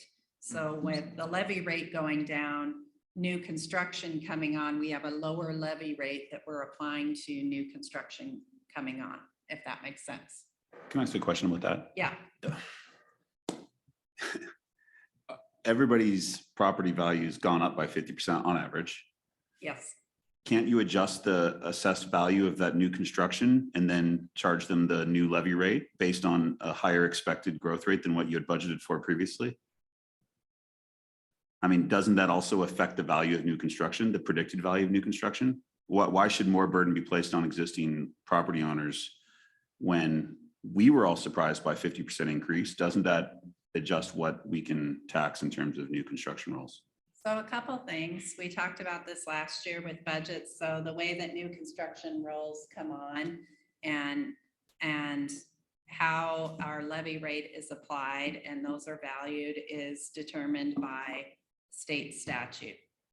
There was change by the legislature, and we talked about this a lot last year,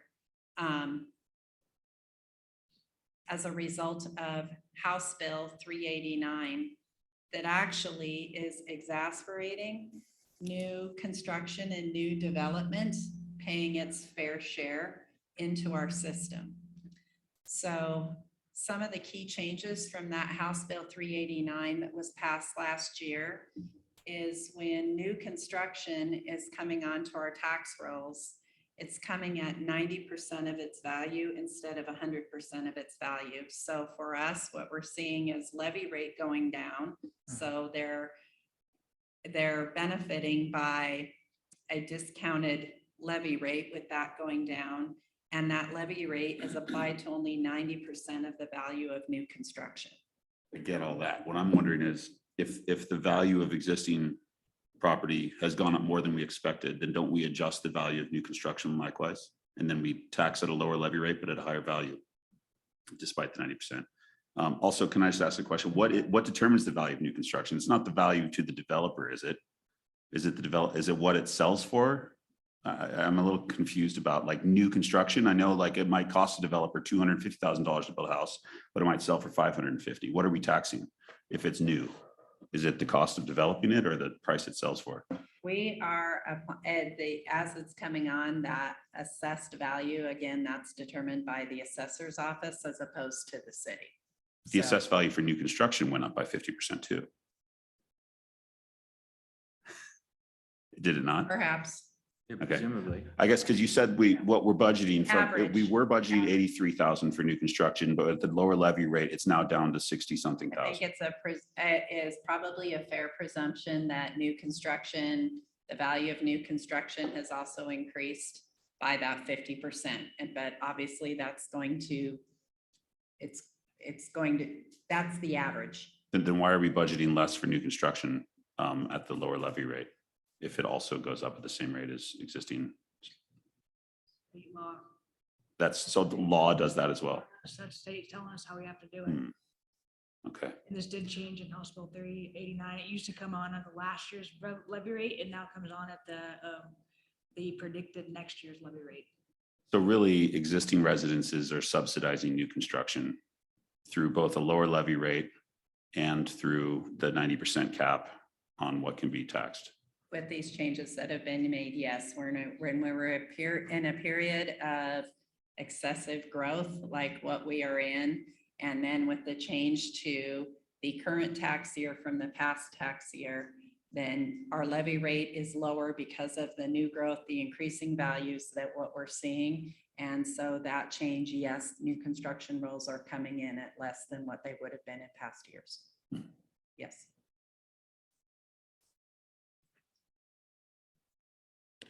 Thank you.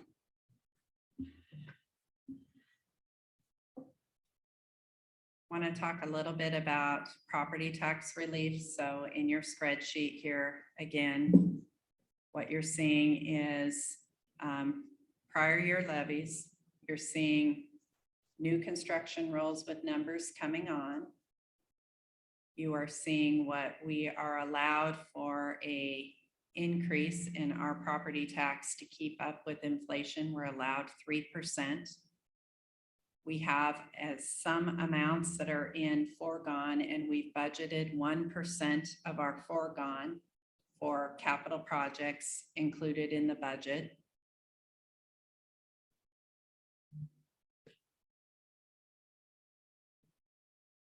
And then you see property tax relief reflected in here of about $208,000. And again, those are excess revenues collected through local option tax. So that's where we get at the total amount of property taxes to be levied, that increase of approximately $46,000 across all properties in the city.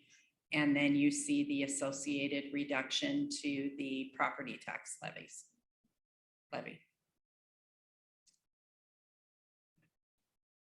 So we've applied this and given a couple different scenarios because again, there is a confusion about increases in value and how the increase in the value of your home, how that correlates with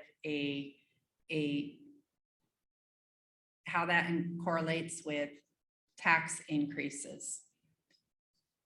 So we broke this down and you'll see that we've given you we did kind of some different examples in here so that you can see kind of how this works.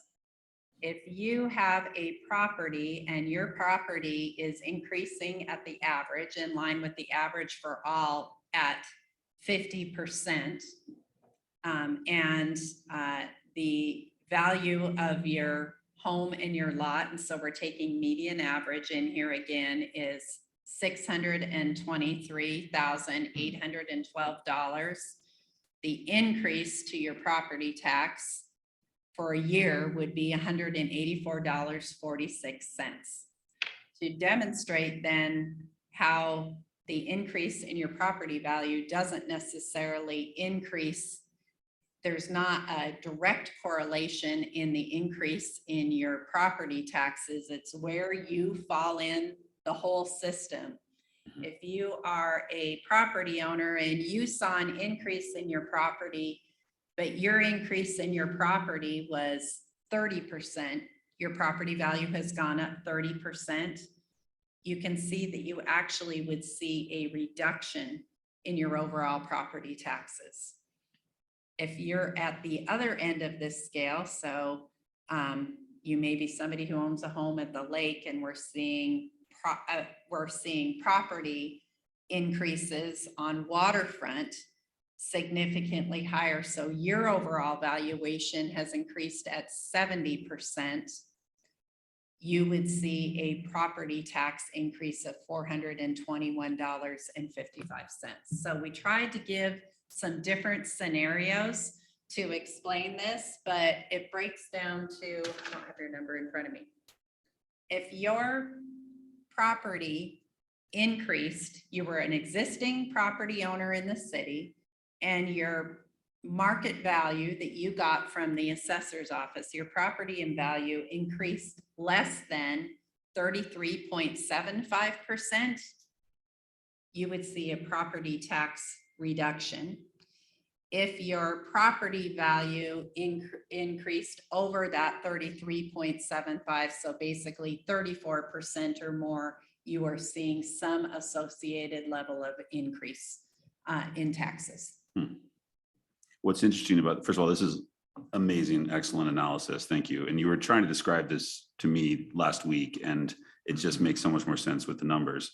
But another interesting point is that this assumes that that lakefront house that increased by 70% started at the median home price. Right. In fact, there's something to point out is that the burden is going to be even greater on those who have the highest value homes in town, obviously, but because that $421 is actually unrealistically low for those living in the $2 million lakefront house. Likewise, that reduction would probably be more noticeable for somebody living in a house that increased by less than 30% because the house probably started at below the median home price. Correct. Considering that a lot of the money coming into Sandpoint is moneyed outside investors or second, third home buyers who can buy with cash that lakefront house, or the high-end home that's already twice the median home price in town. So this is really interesting though. And this is something that I agree, like, we hear all the time, oh my gosh, my property value goes up, I'm being taxed out of my home. Well, if you live in a lakefront house, I doubt you have to worry about that. And you're the one who's going to see the highest burden. If you're a working class person living in an average priced home, at worst, you might see your taxes go up by $180, which is one trip to Winter Ridge in my household. So 80 a month or a year? no, a year. A year. That's for the year. Sorry. So it's not as bad as everybody thinks. Now, that one thing also to point out is this is city taxes. Correct. This doesn't take into account county taxes. Yeah. That's correct. We added this in and so that the public knows as we are coming up with our budget every year, our budget book and our priorities of what gets into the budget, that's informed by council discussions that we're having in the year leading up to the new budget. And it's also significantly informed really by our adopted strategic plan, where council has told us what the priorities are. So what you see again in this budget book this year is You see an increase in capital projects in this year's budget over prior years. And again, a significant project that is in there that is contributing to the overall increase in the city's budget this year is the James Russell Sports Complex, and that's a result of the $7.5 million donation. But you see that we have also budgeted more capital projects, particularly in water and sewer. And a reminder again that we have also included capital projects that will be completed if we're successful with a local option tax, the increase to the tourist lodging to support additional street and sidewalk projects. So you see that reflected in the budget. But I think it's important too, is that's how we develop our overall budget that comes to council. We put this out for the public so that there is an opportunity as we get public questions and council questions. That's where we're back and forth doing some refinement in our book, not in our overall numbers, but in our narrative, because something isn't clear to the public. Or in this case, Sarah and I have met with individual council members who have had members of the public come to them with questions about increases in property tax values and then what that means to their tax base. So we have added this additional chart in there to hopefully help you with explaining to the public and members of the public coming in and looking at their budget book of what this means. But again, as you point out, Councilman Walker, we've put some assumptions in here as well with using median property tax or median home values in here as we're calculating this. So I wanted to cover that tonight on property taxes. And again, highlight for the council the challenges that we continue to face. And honestly, you're at every community, every council, every commission board, every district board is probably hearing this in their budget discussions. There are some real negative impacts as a result of the House Bill 389, and particularly to existing property taxpayers with new development that's coming on. And while we've talked about new construction, I again want to remind council that it becomes a challenge for us also because the other change that occurred as a result of this is related to urban renewal districts. And urban renewal districts, when they sunset, come back on the rolls at 80% of their value rather than 100% of their value. So that's even more discounted. And a reminder that we have 2 urban renewal districts in Sandpoint. We have our downtown urban renewal district, which was formed to support our downtown revitalization projects, so our street projects. And council will see in our proposed budget for next year, we have included design for phase 3, our final phase of downtown revitalization. Sorry, my computer's going dead. So that is included in our budget again. And then we have our northern urban renewal district, and a number of the projects that we've seen, including our projects that came before council tonight, are in our northern urban renewal area. So the difference as a result of development within our urban renewal district, so tax increment increases in the urban renewal district, those go into our urban renewal agency. You can see projects reflected in that also in this budget. In our northern urban renewal area, our project that is slated in our plan for that northern urban renewal district is Great Northern Road. So the increase over baseline non-developed properties at the time the urban renewal was created to projects then coming on to the tax rolls, those dollars go into the urban renewal district to support the Great Northern project. When urban renewal sunsets in 2029, so that'll be for both the downtown area as well as the northern district. And those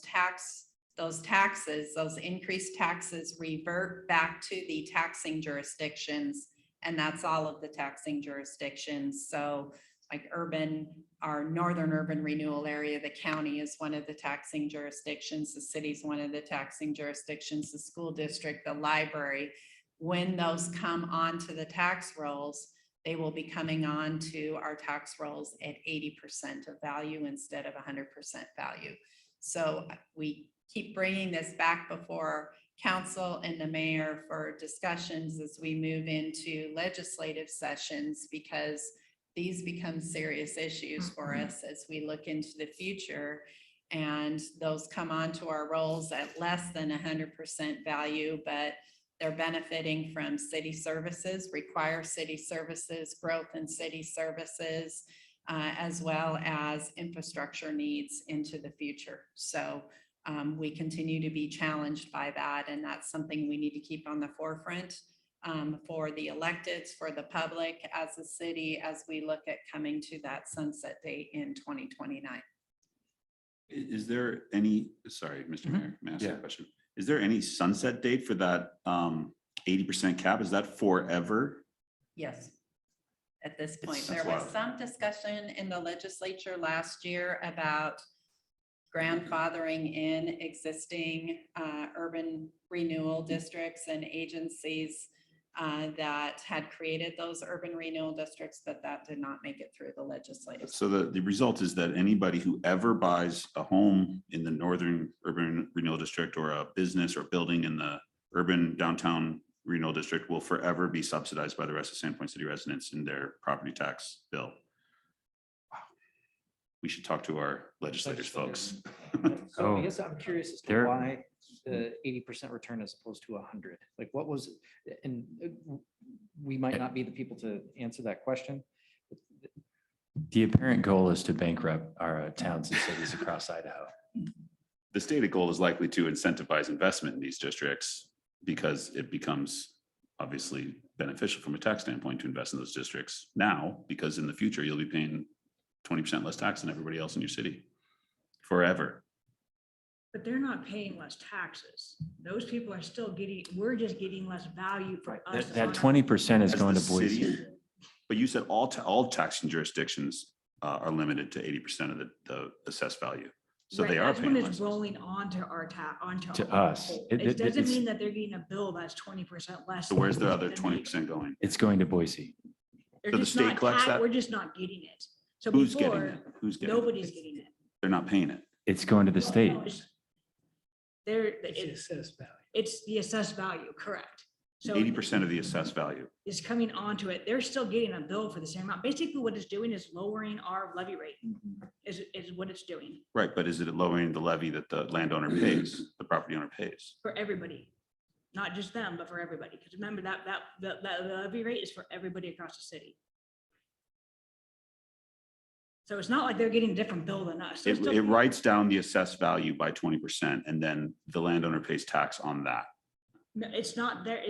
That's what it's rolling The onto total ours. amount, it's the It's total reduced amount. Yes, coming correct. on. It's not that they're getting a thing that says that they're just 20% less. It's what's rolling onto our tax roll. But by being in that district, by owning property in what used to be a renewal district, they'll forever pay less tax because the value that they're being No, assessed at so is when we get 80%. when I get it from the county, it has 100% and then it says at the 80% what it is. That's the number we use. They are using But that's that we, to the tax. county, the school district, the fire, that's everybody. So effectively, the property owner is paying less tax. It was an Okay, I need to attempt. talk to you about this outside of the meeting perhaps. It was an attempt to provide property tax relief Right, is what the so they're attempt paying was. less with property tax than they would be without driving it. down our property tax levy and therefore limiting the amount of funding that the city has to support services. So is that because the property owners are paying less tax? Is it delivering property tax relief? So that individual property owner is not paying No, no, less. but the collective. Everybody, yes, Yes, everybody is but sharing. again, in the that. average tax will be less than it would be if this legislation weren't adopted. Okay, Correct. I get Correct. it, yeah. So where it Yes. really affects your existing property taxpayers, it's in level of services Absolutely. that Yeah. a jurisdiction can provide. So, and that is police services, fire services, that is infrastructure services. And so you have new infrastructure coming on. You've now reduced the overall amount for the city, and it's our ability to continue to provide services to the community. And so this is something moving forward in where at the time the urban renewal districts were created, jurisdictions that created those as they went through the approval process, those jurisdictions were counting on 100% of that value coming on to the tax rolls. For creating new urban renewal districts, obviously, and I think this was some of the intent, this would require really a careful analysis of the value and the benefit of an urban renewal district, given that we're going to lose 20% of the value within that district coming on. And I think that was the attempt by some of the legislators last year to rectify this by grandfathering in existing urban renewal districts. Moving forward, you could assess what that means and what the impact to services to the jurisdiction would be in the future. But by this House bill passing in 2021, now we have a retroactive effect when, as we've been looking at what service needs we have in the city, what our service needs are going to be across our various divisions, including in our public safety division. As we're looking at what those needs are, one of the things as we're projecting out is we're looking at when urban renewal sunsets. And so how do we bridge while we've got our tax increment in urban renewal for capital projects, but how do we bridge service needs until 2029, and then anticipating this coming on and what this would mean relative to additional population, additional properties, and the service demands related to that. And what has been anticipated now was reduced last year as a result of this House bill.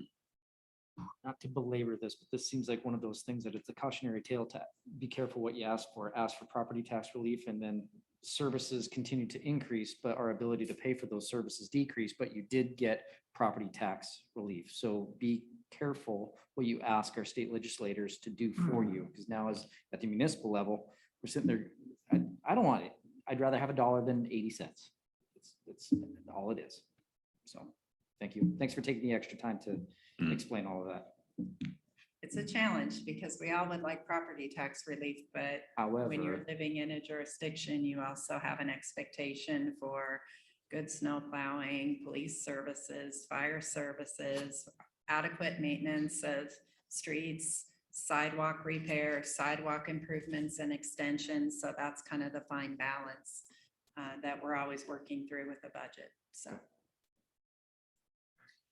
you will see within the budget as well, want to highlight tonight, we typically do, but I think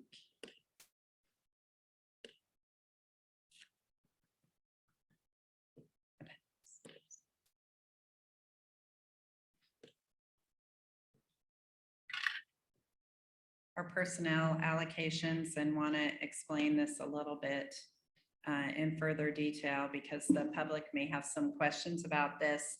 In terms of this table is a little bit challenging when the public looks at it because we are identifying our number of employees by service division. And when we get particularly down into our IDS, our Infrastructure Development Services Division, and our Utilities Division. Last year, well, it's this year, in this year's budget, as council approved, that was where we split out our Utilities Division as a separate division from Infrastructure and Development Services Division. When what was included in these numbers of personnel is it's number of people assigned to that division, but some of our people within the city are allocated across divisions. And so you're seeing that reflected in these numbers too. And what I wanted to clarify in this that the public may see, for example, as we look at infrastructure and development services in street services and projects, it looks like we are decreasing the number of people that we have taking care of snow removal and street maintenance throughout the year. It is not our people who are on the direct lines in streets doing that work. This is at your higher admin level and where our leadership group is spending their time.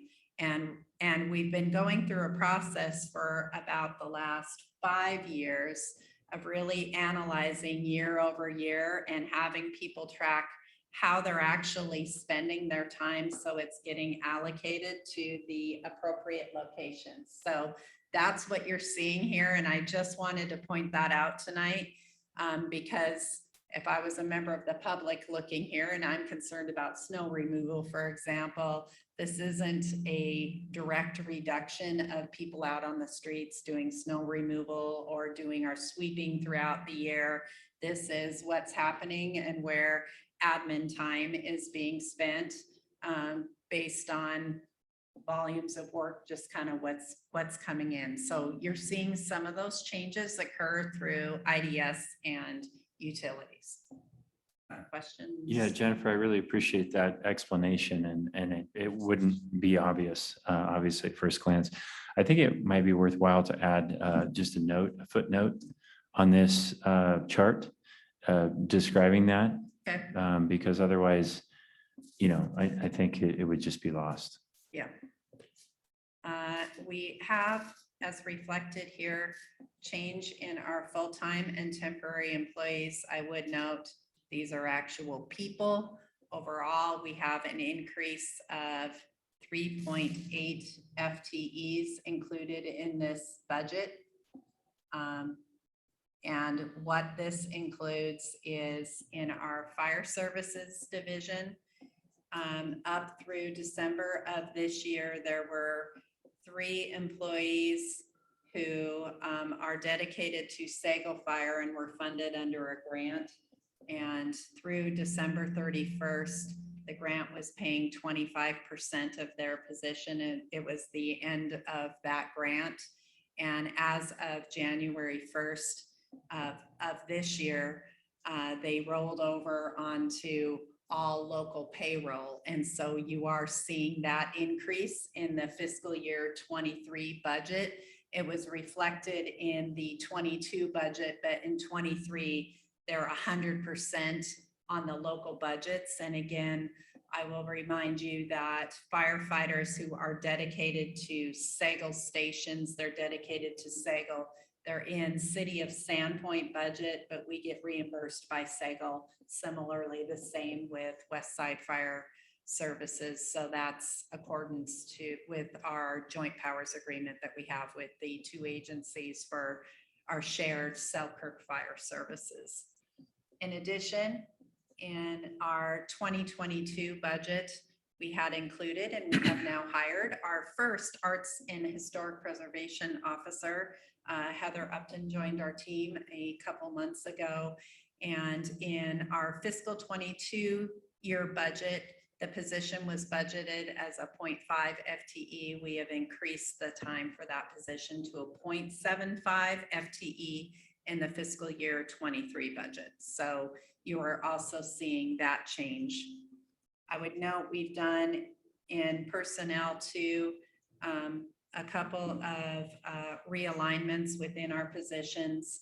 In prior year budgets and our last 4 or 5 year budgets, we've had a dedicated full-time human resource risk manager director. We have reclassed that position in this budget to a central services director, which includes oversight responsibility for the city's entire central services division. So that's IT, asset manager, grants, contracts, all of our central services that serve all of our various divisions across the city. As a result of the increased responsibilities associated with that position, then We have added a new position in this year's budget, which is a human resources manager, but that is classified at a lower level to reflect the responsibility. So policy level decision-making and overall oversight at a policy level for HR, and final decisions will be made at the central services director level.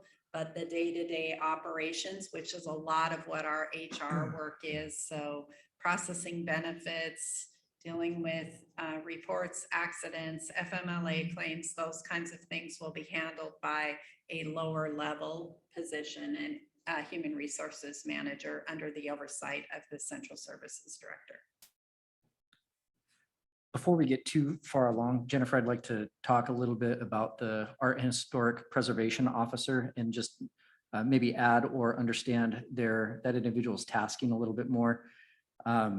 This is me just thinking and talking out loud. There's been much conversation and much debate about our downtown and its historic nature and the building. And I understand that we are having some growing pains and some struggles and some very important voices that need to be heard about the preservation of our downtown. I see historic preservation and officer. So that sounds very official. And I'd like to ask that individual work with the rest of our staff and start looking closer and harder at what historic districts in downtown look like, and maybe start to really refine what we want downtown to look like. So again, this is me just thinking out loud. We have this individual. I'm certain that they're going to be kept busy. We've heard very clearly from our community and citizens about what they don't like. So let's start entering into what it is that they do like and what they do want. So that absolutely is associated with responsibilities of this position, and was one of the reasons for the increased time for this position. So the responsibility for our Arts and Historic Preservation Officer is to lead the implementation efforts of our adopted Arts, Culture, Historic Preservation Master Plan. Within that plan, one of the specific actions that's identified in that plan is the creation of a historic overlay district. So I know that Heather has already been in conversations with Amy about that, our city planner. So around our planning function, let's talk about that a little bit, because there's been much discussion about planning responsibilities and roles at the city, and do we have an adequate number of staff dedicated to those functions? In last year's budget, we added our Parks Planning and Development Manager, and that's Maeve Nevins-Louter. And then we've also added this Arts and Historic Preservation Officer, and that is Heather Upton. Planning, when development is coming through in a traditional city planner role, that is going through our city planner, Amy Tweeten. But when we get into specific planning reviews and roles, we have a larger planning team, and we have this evolving, growing planning team at the city. And that growing planning team involves Amy as our city planner, and so Sarah Gilmore is our assistant planner. And then we've got some other staff in IDS supporting plans reviewers in planning. But we have a growing team evolving with Maeve coming on with Parks Planning, and then Heather coming on for Arts and Culture. So for example, when a plan comes in and we've got requirements about, and we're looking at site plan reviews, and we're looking at bike racks, for example, or a site plan, and we're looking at accessibility of that and the planning for that related to parks and nearby amenities. That is where a planning review function comes in for Maeve, because she is an expert on bikes. And it's not about the number of bike racks, because that's an easy check in terms of code, but it's about functionality. And in the past, that work was done by by our citizen advisory group. That's where we had the pedestrian bike advisory committee. And we've been evolving relative to our professionalism and knowledge as we're growing our city staff. So it was a necessary function in the past for us to outsource because we didn't have a parks planning and development manager and somebody with that expertise and knowledge. With creating that position, we're functioning like a larger city does, that starts to develop with that professional staff on board that does those kinds of reviews, has the training, is keeping up with training and certification to do those kinds of reviews. Similarly, and we've had presentations in the past relative to ADA criteria and reviews. So again, in the past, it was our pedestrian and bike committee that was doing reviews on site plans for ADA requirements and standards. And we have a designated ADA professional liaison on our staff, ADA coordinator, and that is Christine Kuhlman, our building official who holds all of the appropriate certifications for ADA regulations and keeping up with it and overseeing our transition plans. So that's kind of some of the involvement that we've done with the city as we have grown. In the past, we did not have anything in our structure relative to assigned historic reviews for our Historic Preservation Commission. That was new, identified, and we've had no historic districts historically within the city. But again, the need for the creation of historic districts and looking at that was recommended in our arts culture historic preservation plan, which also contained a recommendation that we should hire a trained arts and historic preservation officer. So we added that position as council adopted that plan in last year's budget.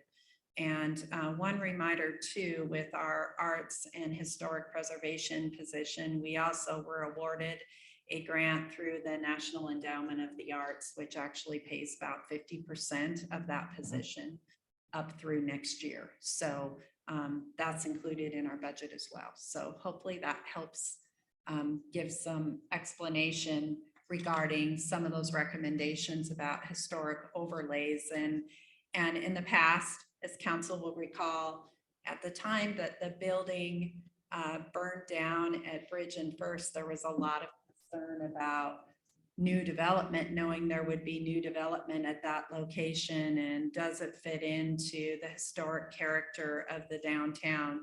There was a citizens committee that was formed at that time at the request of the mayor and myself, which was a historic design standards committee. We have all of their information out.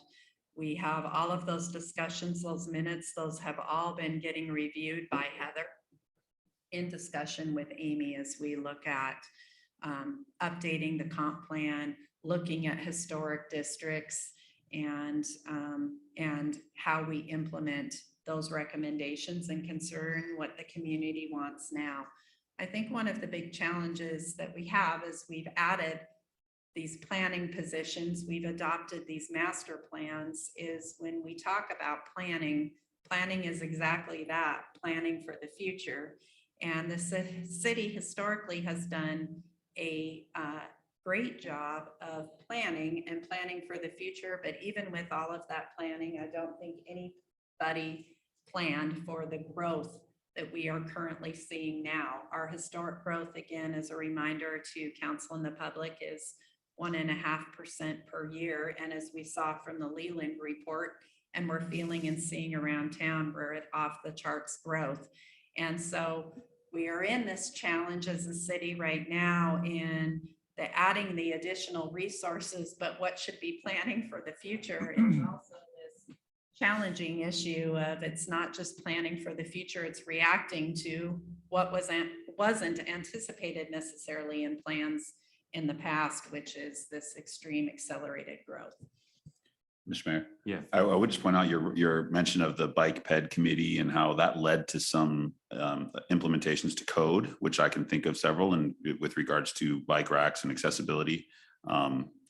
Planning, that was an example though from the past, how planning did succeed. And now a lot of the development we've seen come through in the last 2 years, I've always been impressed. Oh, wow, there's 42 bike racks in this development. That's, well, did they have to do that? And I'd look in code. Oh, that's in code. I'm sure that was the result of that committee and the good work they did in the past. And with the rejuvenation of the Historic Preservation, Culture and Arts Commission, I'm looking forward to seeing what kind of recommendations they can get into code, specifically with regard to the downtown historic district, that hopefully in the next year or so, as we start to see development come through, we can all be thankful that for the work that our citizens did now and the staff that you've wisely hired recently to make sure that the Sandpoint we get is the one we plan for today.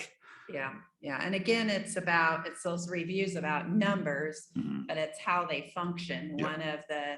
One of the points that frequently is brought up, and the mayor and I had a conversation about this week, is there was a requirement about a number of bike racks, like Super One, for example. But when bike racks are installed directly up against the building, which was part of the architectural plan there, then, as you know, as a bike rider, that's not a functional bike rack because your wheel doesn't fit through it. So that's where having that review by a parks and recreation development manager type of planner, which is what Maeve's function is. She's looking not for that numbers and those requirements and code like Amy is also catching, but is this actually functional?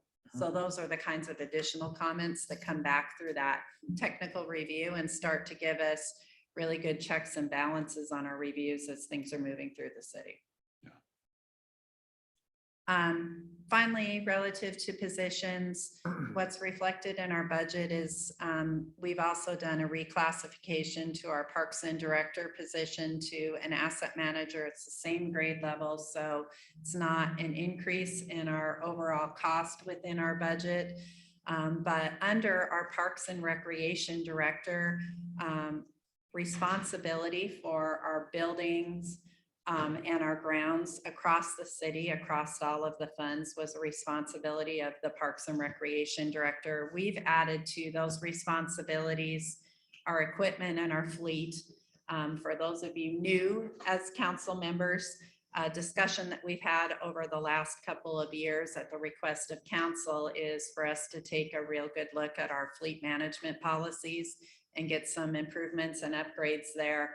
If you talk with our crews, there is a lot of support for us taking a look at our fleet as well as the equipment that we're using across the city, how we maximize that, how we develop a management plan to ensure that we are replacing things on a schedule when they need to be replaced. We're maximizing use across our various different groups. And so having this as a shared function across all of the groups, then we don't get a hoarder over here who doesn't want to share with equipment over there. It helps us maximize community services and assets across the entire city.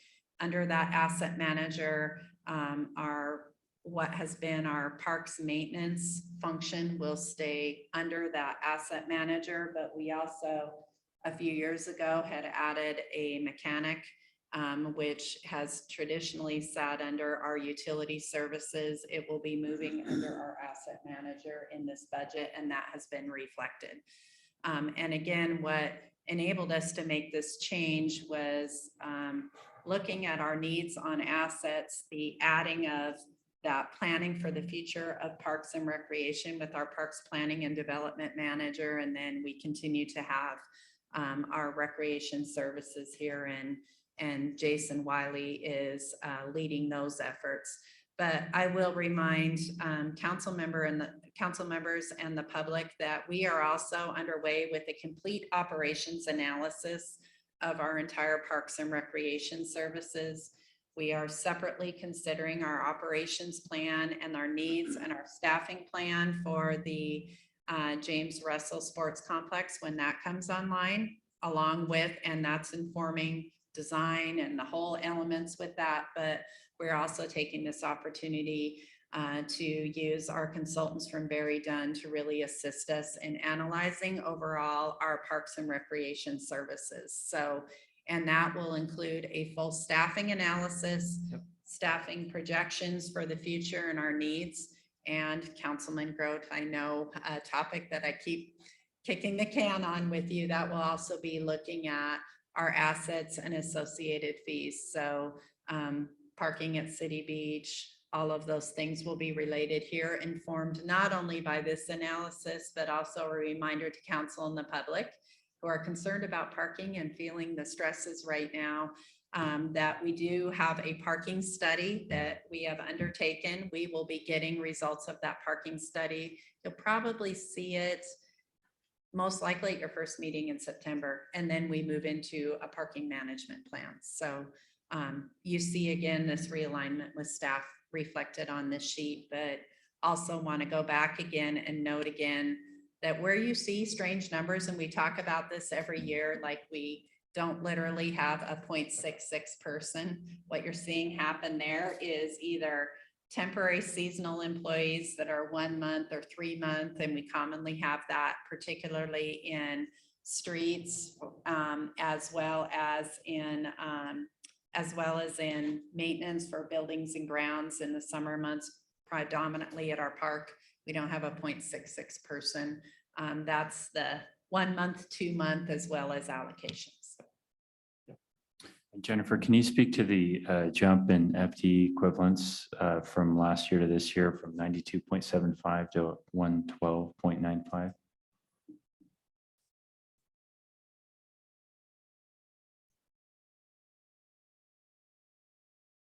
So I'm not sure which one you're referencing. The green bar there. So we went from 92.75 to 112.95 and now proposed 116.75. That is the change with the positions that I reflected below. These are the additions with the HR manager, the firefighters coming on full-time.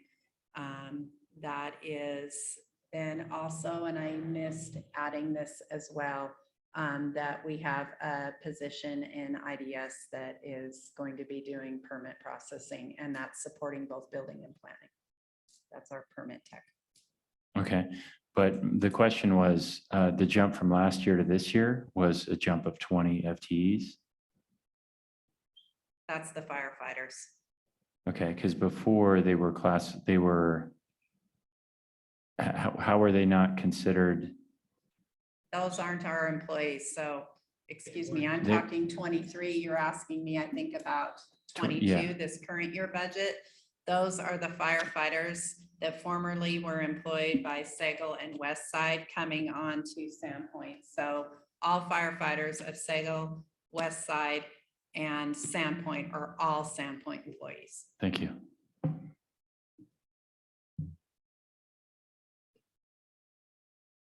Any other particular sections of the budget? I know we're getting late tonight and I can cover different sections. We're going to have a general overview again. A reminder for council because our public hearing is scheduled for the next meeting. But I did specifically, and we referenced at the last meeting, we would cover property taxes, and I felt important to give you an overview again with personnel and make that clear to the public with those allocations built in there. A reminder again, and I encourage the public to go through and take a look at our budget, what we have slated for our projects for next year, all under capital. This is our capital improvement plan for next year.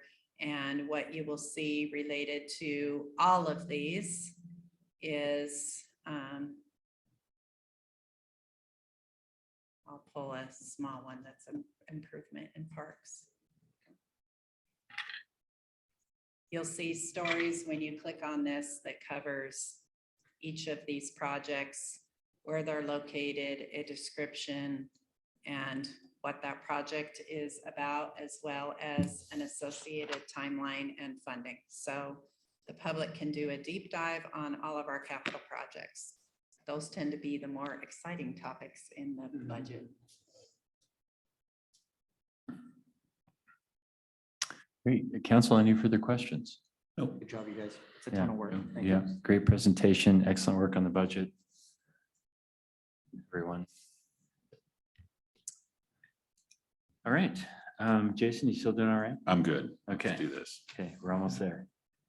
The final item on the agenda this evening is I'm sorry, yeah, we're not going to have any public comment on that. The final item on the agenda this evening is the fiscal year 2022 third quarter report. And I'll now yield the floor to our finance director, Sarah Lynn. All right, good evening.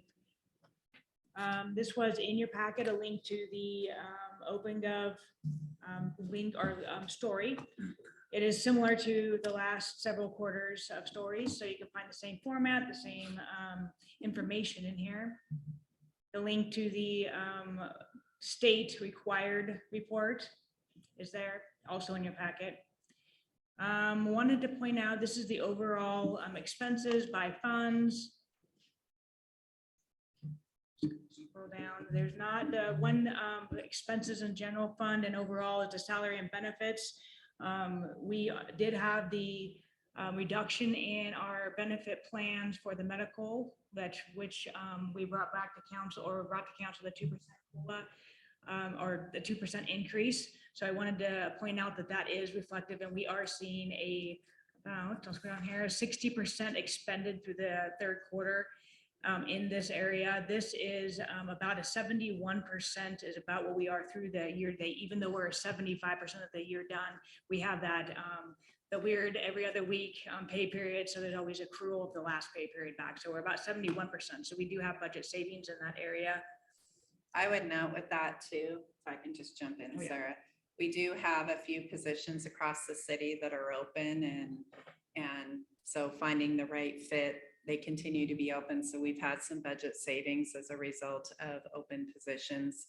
And so anyone in the public that's watching, we have several positions open at the city. We do have one in police, in our patrol division. We have a community resource officer.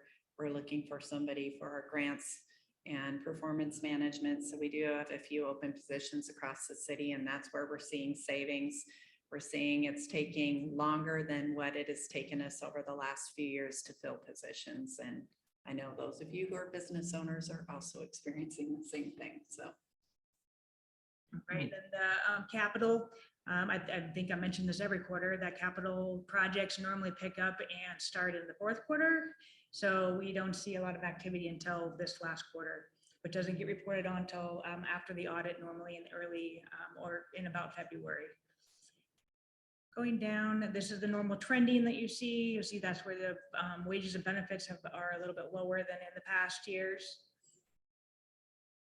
Everything else down to this all expense trending, again, the same, around the same lines. Going down to revenues, I did want to point out that we did get the second outlay of our ARPA funding in this last quarter. So that was almost $1 million that we got this last quarter.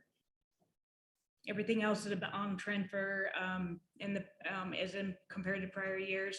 We always receive the second outlay of property taxes in the fourth quarter. Also, the state sharing revenues and the county sharing revenues, they are always a quarter later than what so we receive actually 2 quarters in the very last quarter of our fiscal year.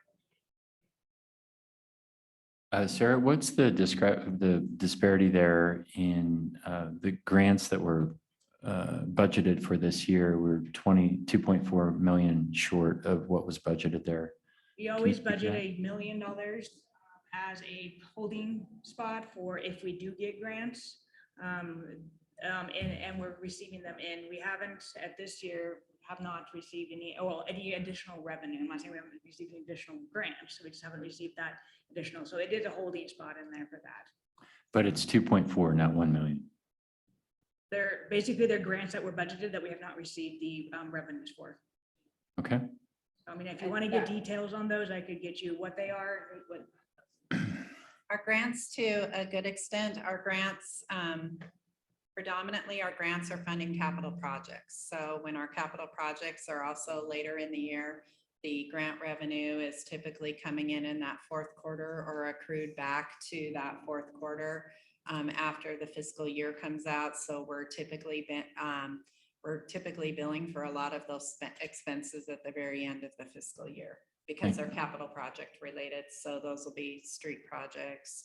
And in here we had the 2 ARPA ones that were budgeted for, the Farman and the Dubs are those 2 stormwater ones that were budgeted that we have not, Thanks.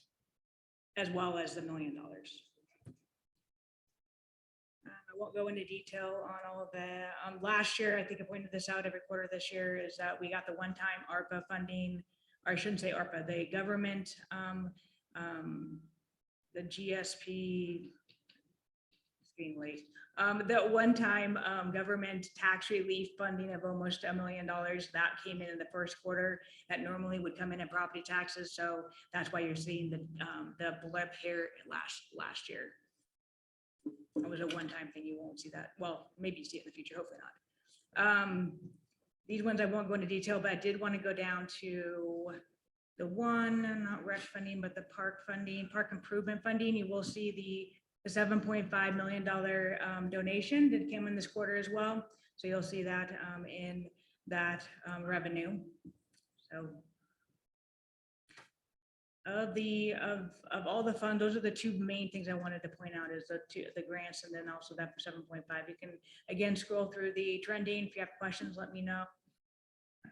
There's nothing abnormal to note. I did want to scroll down, as always, to the very last, resort city tax. We are missing the hotel downtown. We are missing the half of May and June revenues in there. Even with missing that, I predict that about 20,000. I'm assuming that that's going to be close to last year. Even with that, we do see above last year at this time. So wanted to point that out, that I expect it more actually closer to 400,000 at this point when we do collect those. We just have not got those in yet with the changeover and ownership and whatnot. So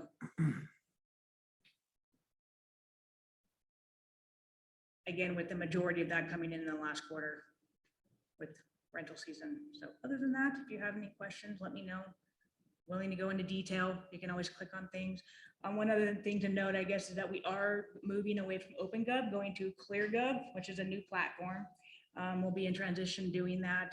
And the next quarter report and our the financials will have a slight delay of a couple of weeks offline, but we will have PDFs out there and whatnot. So I just wanted to give a heads up to that. It will be online with a new provider or new partner. So that's our transparency portal that's on our website for those that have been in there. You can go all the way down to line item detail, check cut to who. The ClearGov, Sarah and a team of 3 or 4 others across the city went back, and I really credit Sarah for leading this effort to reanalyze what we're using and how to best use technology and reassessing our costs. So the ClearGov was significantly cheaper than the OpenGov. OpenGov was really the only transparency portal offered of its type at the time we went to it. And another reminder, we were one of the first in the state to adopt that. We were the first on this northern part of the state to adopt a transparency portal in the state of Idaho. But ClearGov has come along and is significantly cheaper than OpenGov. So as our contracts come up, we continue to evaluate what we're using for software. Has something new come along? Can we save dollars? Is there operational efficiency? And this is one of those. Great. Thank you. Is that it, Sarah? Okay, great. Any questions? Oh, great job. Yeah, excellent. All right. Well, is there anyone from the public that would like to comment on this matter? Madam Clerk? No, Mr. Mayor. All right. Hearing none, that concludes our meeting. We are now adjourned.